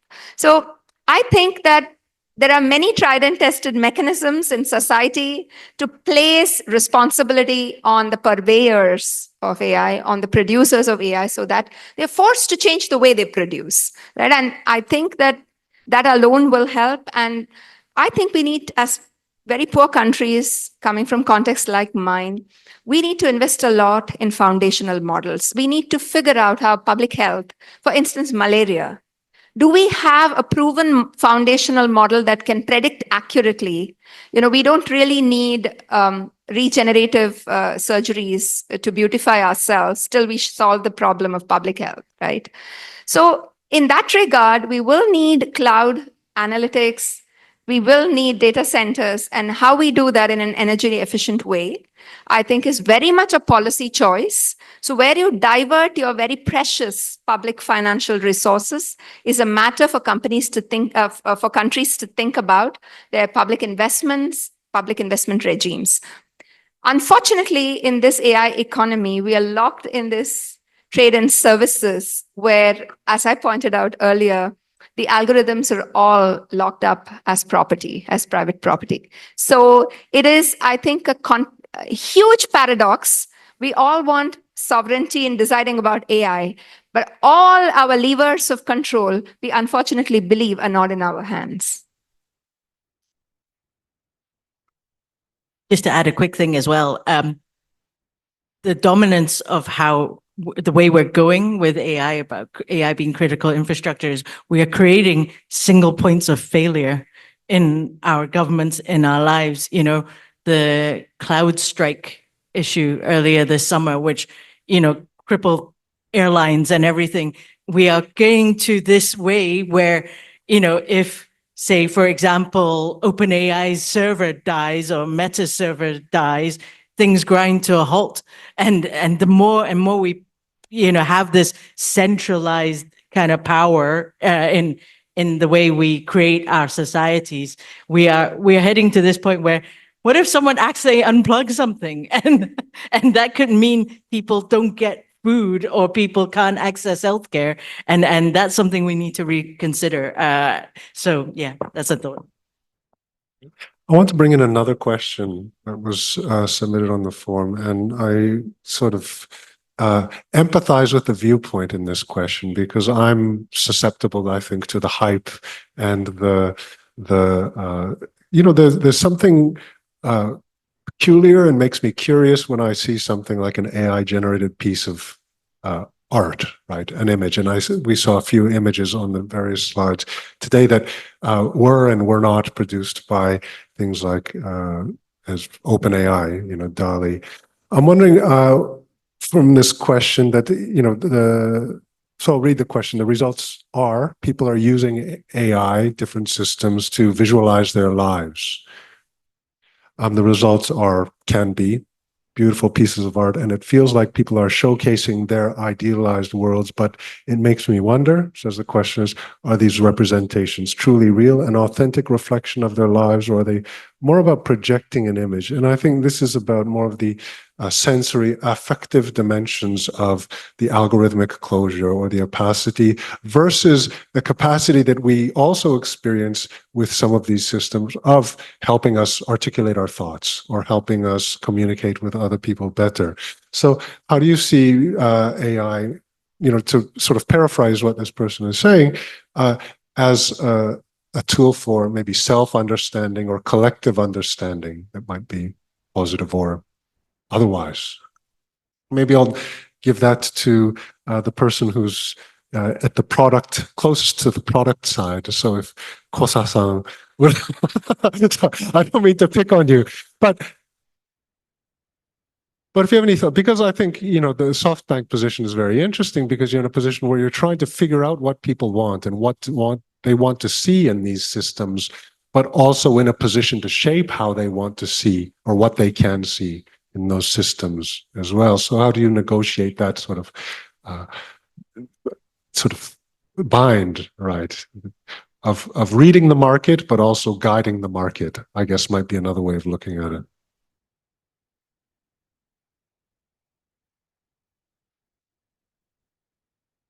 Make you speak for like the private sector broadly, but your thoughts, yes.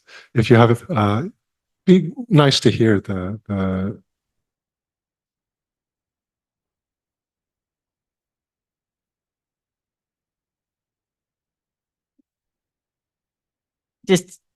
Just a thing, that's a really interesting question. It started off around creativity, and I think AI and creativity is a really, really interesting section right now.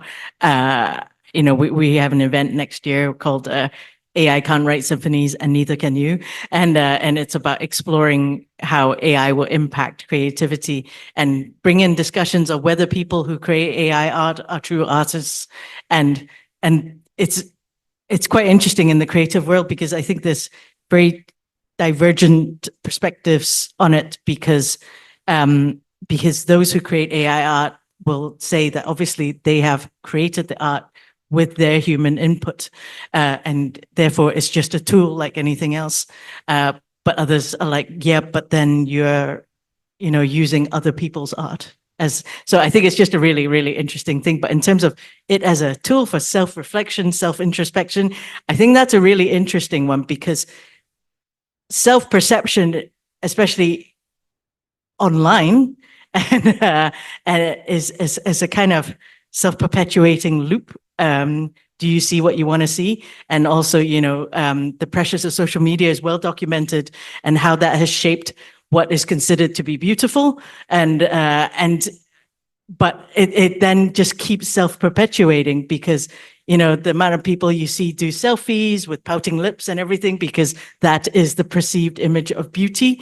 And things like, DALL-E, etc., of course, train on social media data, which is very carefully curated perceptions of self. And also, when you generate images, the people you see are usually white and young because that's the dominant data that has fed it. So if people are using those tools to see themselves, then I'm not sure it really is, maybe it's them seeing what they think society wants them to see. And I think that opens a whole other world of really, really interesting conversations. Maybe just to follow up on that, I remember some research about, if you type a wedding into AI model and you get these images of a church, people dressed in a white gown, and that's a very specific type of wedding that reflects the data set that is built around. So it doesn't reflect other types of wedding, for example, weddings that we have in Japan, maybe not the same, right? So I think that self-expression also, to some extent, is a reflection of the models and the data sets that were used to build it.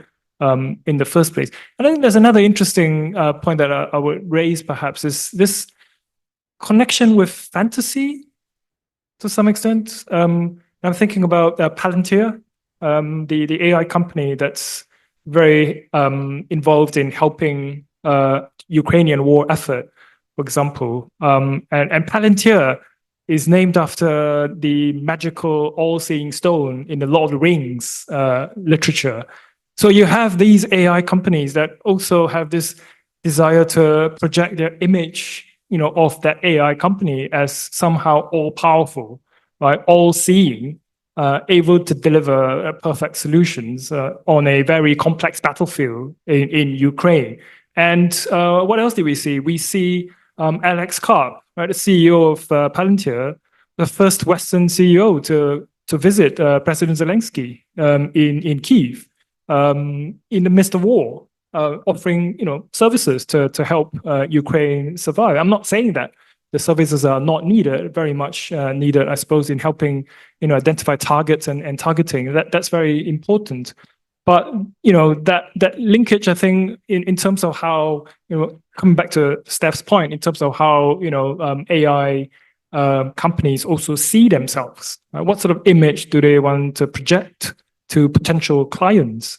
And I think that connection is quite interesting as well. Thank you. Yeah, that's a great question, I think, and I feel it's difficult to answer it. That's some background. As you explained about those gathering the huge images, like a character brand company, like a Jump, it's a magazine, anime comics magazines, or Sanrio, the Kitty-chan's makers, gathering every character, for example, and creating some things. It is a personal hobby, is okay, but this summer, Japanese regulation has changed. Private usage is okay, but its use for the company is illegal. So the regulation is rapidly changed. And I experienced a similar project several times, but suddenly changed to it's illegal. So it's difficult to answer it. That's the background story.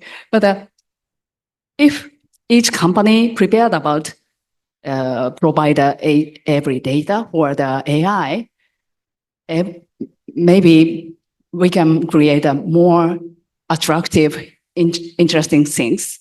But the country regulation side and the company side, data providing side, both side is under preparation, I think. But in the future, we can enjoy it. Thank you. Are there any closing thoughts here? Answer. And I just wanted to say that there are two concepts. One is the whole idea and research of counterfactual, right? What would a world look like that doesn't have ChatGPT is a question that we need to answer. To ask the question, did we self-actualize as a civilization before ChatGPT?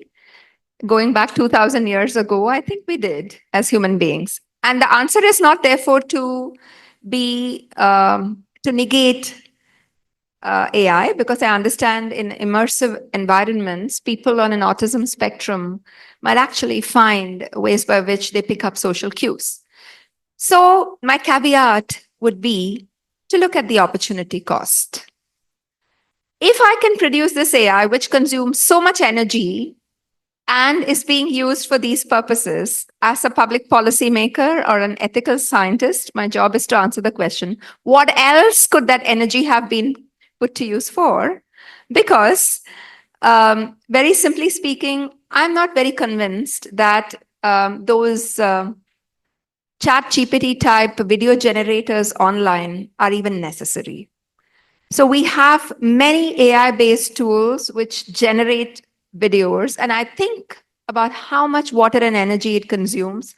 And the opportunity cost of all that water is about, the women who walk 20 kilometers every day to get one pot of potable water. And so for me, it's an ethical question that has a very simple answer. One is about the counterfactual, and other is about the opportunity cost. Great. Thank you very much.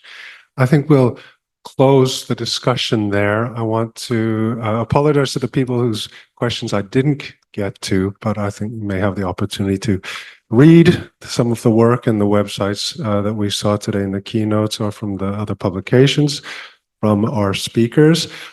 Please join me in thanking our panelists for making the long trip, but also sharing their insights today.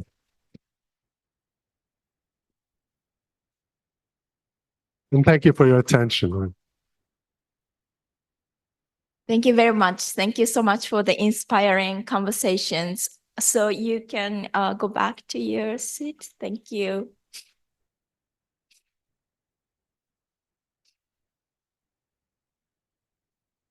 So now, as we bring this event to a close, I would like to invite Professor Kaori Hayashi to deliver her closing remarks. Professor Hayashi is Executive Vice President for Globalization and also Diversity, Equity, and Inclusion of the University of Tokyo. She is also the founder of BAI Global Forum. So without her, BAI Global Forum would not have existed, and we could not have been gathered here today. So it's all thanks to Professor Hayashi that we have having these great conversations. So thank you. Thank you, Hisano Sensei, for the compliment. And hi, thank you very much for a wonderful event. And you know, I think everybody agrees. My brain is really full. So I had so many ideas and inspirations, but I'm so fascinated about all the speeches and also the talks, discussions. It was really a wonderful event. Thank you so much. And as also founding director, as I was introduced, of this BI Global Forum, and also as executive vice president of this university, tasked with enhancing DEI, I would like to say a few words as we finish this event. So I want to say, as I said, how inspired, and at the same time, I felt challenged by the discussions we've had today.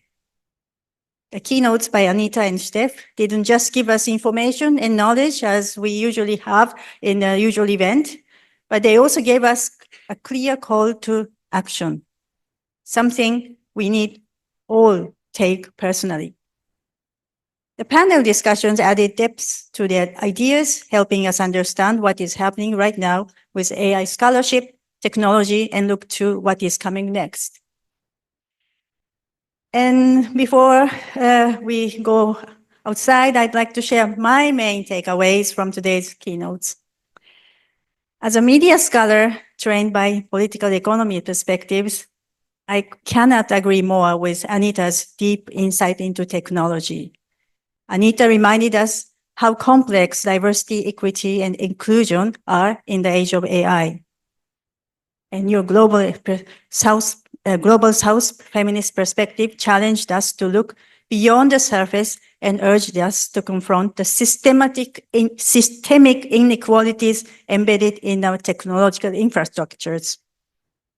Your strong message was a challenge for each of us to take action and build a future where AI is more just and inclusive. Steph, thank you very much for a very interesting and also thought-provoking presentation. You asked us to rethink the stories we tell about AI. And you explained that the stories we share shape the way we see the world and the future we create. And by questioning the dominant stories and adding more nuance, you showed us why and how we should have multiple perspectives and can shift our focus from fear and exclusion to opportunity and inclusion. And most of all, you highlighted the power of words and discourse, the very principles that we, as humanities and social science scholars, have believed in pursuing our scholarship. So this reminded us that AI must be studied not just by engineering professors and students, but also by other disciplines like me to shape the technology for everyone. And together, these keynotes and subsequent discussions not only confirm the status quo of what is going on with AI, but also provided new ideas and direction of the entire ecosystem called AI. So this is what I learned, this ecosystem of AI. And most importantly, they reminded us of the critical role of transparency and openness in advancing DEI in any fields in terms of AI. So it's easy to claim that shaping the future of AI is a shared responsibility, but without an open and accessible data system, true DEI will remain out of reach. That's what I have learned out of the subsequent discussions. So consequently, the work ahead, especially here in Japan, where diversity, equity, and inclusion are not fully appreciated, won't be easy, which is clear. It is urgent and it is necessary in the face of oligarchy of a handful of global tech companies. So one way to unpack this situation is to start by asking really bold and perhaps unconventional, and maybe in Japanese terms, kuki yomanai questions about things we often take for granted, be it in our community, at our office, lab, or else in our mundane everyday lives. That's where and how change takes place. By asking bold, unconventional questions, but about what we take for granted, we open the door to new perspectives and insights. This is where interdisciplinary studies, as we conduct at PAI Global Forum, led by Professor Itatsu, become crucial. They allow us to blend knowledge from diverse fields, challenge established norms, and foster innovation. So here, we scholars have the advantage over big tech. The ultimate breakthroughs often arise when we move across disciplines, often a diverse understanding of complex issues. So as we leave this room, I hope we all take the insights and, most of all, energy from today with us and turn them into action. As someone who works to promote diversity, equity, and inclusion at this school, which is badly needed, I encourage everyone here to not just think about these ideas, but to take steps, small, maybe, but steady steps to make a difference in the age of AI.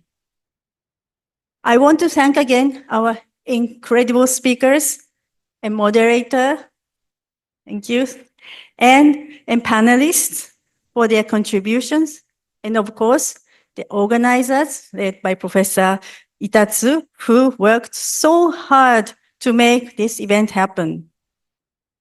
And in this uncertain and crazy, if I may say this, age, let's move forward with hope, determination, and commitment to creating a better future. Thank you very much. Thank you so much.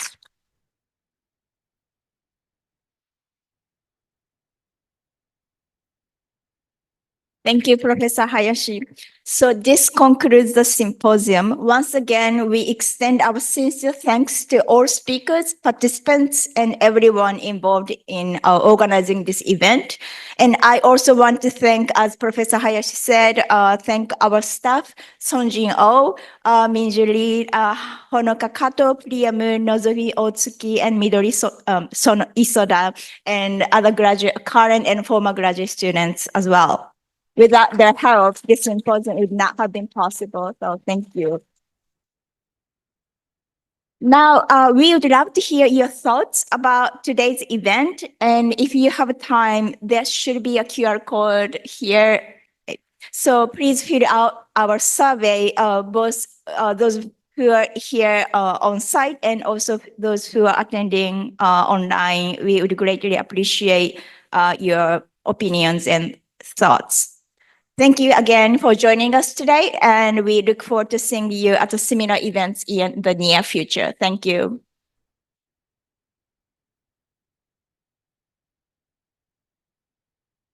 So those who are attending the reception, which will start at 6 p.m. at the different venue, please remain seated. If you need to go to the bathroom, please do so, but please remain seated here. Our staff will take you to the venue, which is not far from here. So thank you.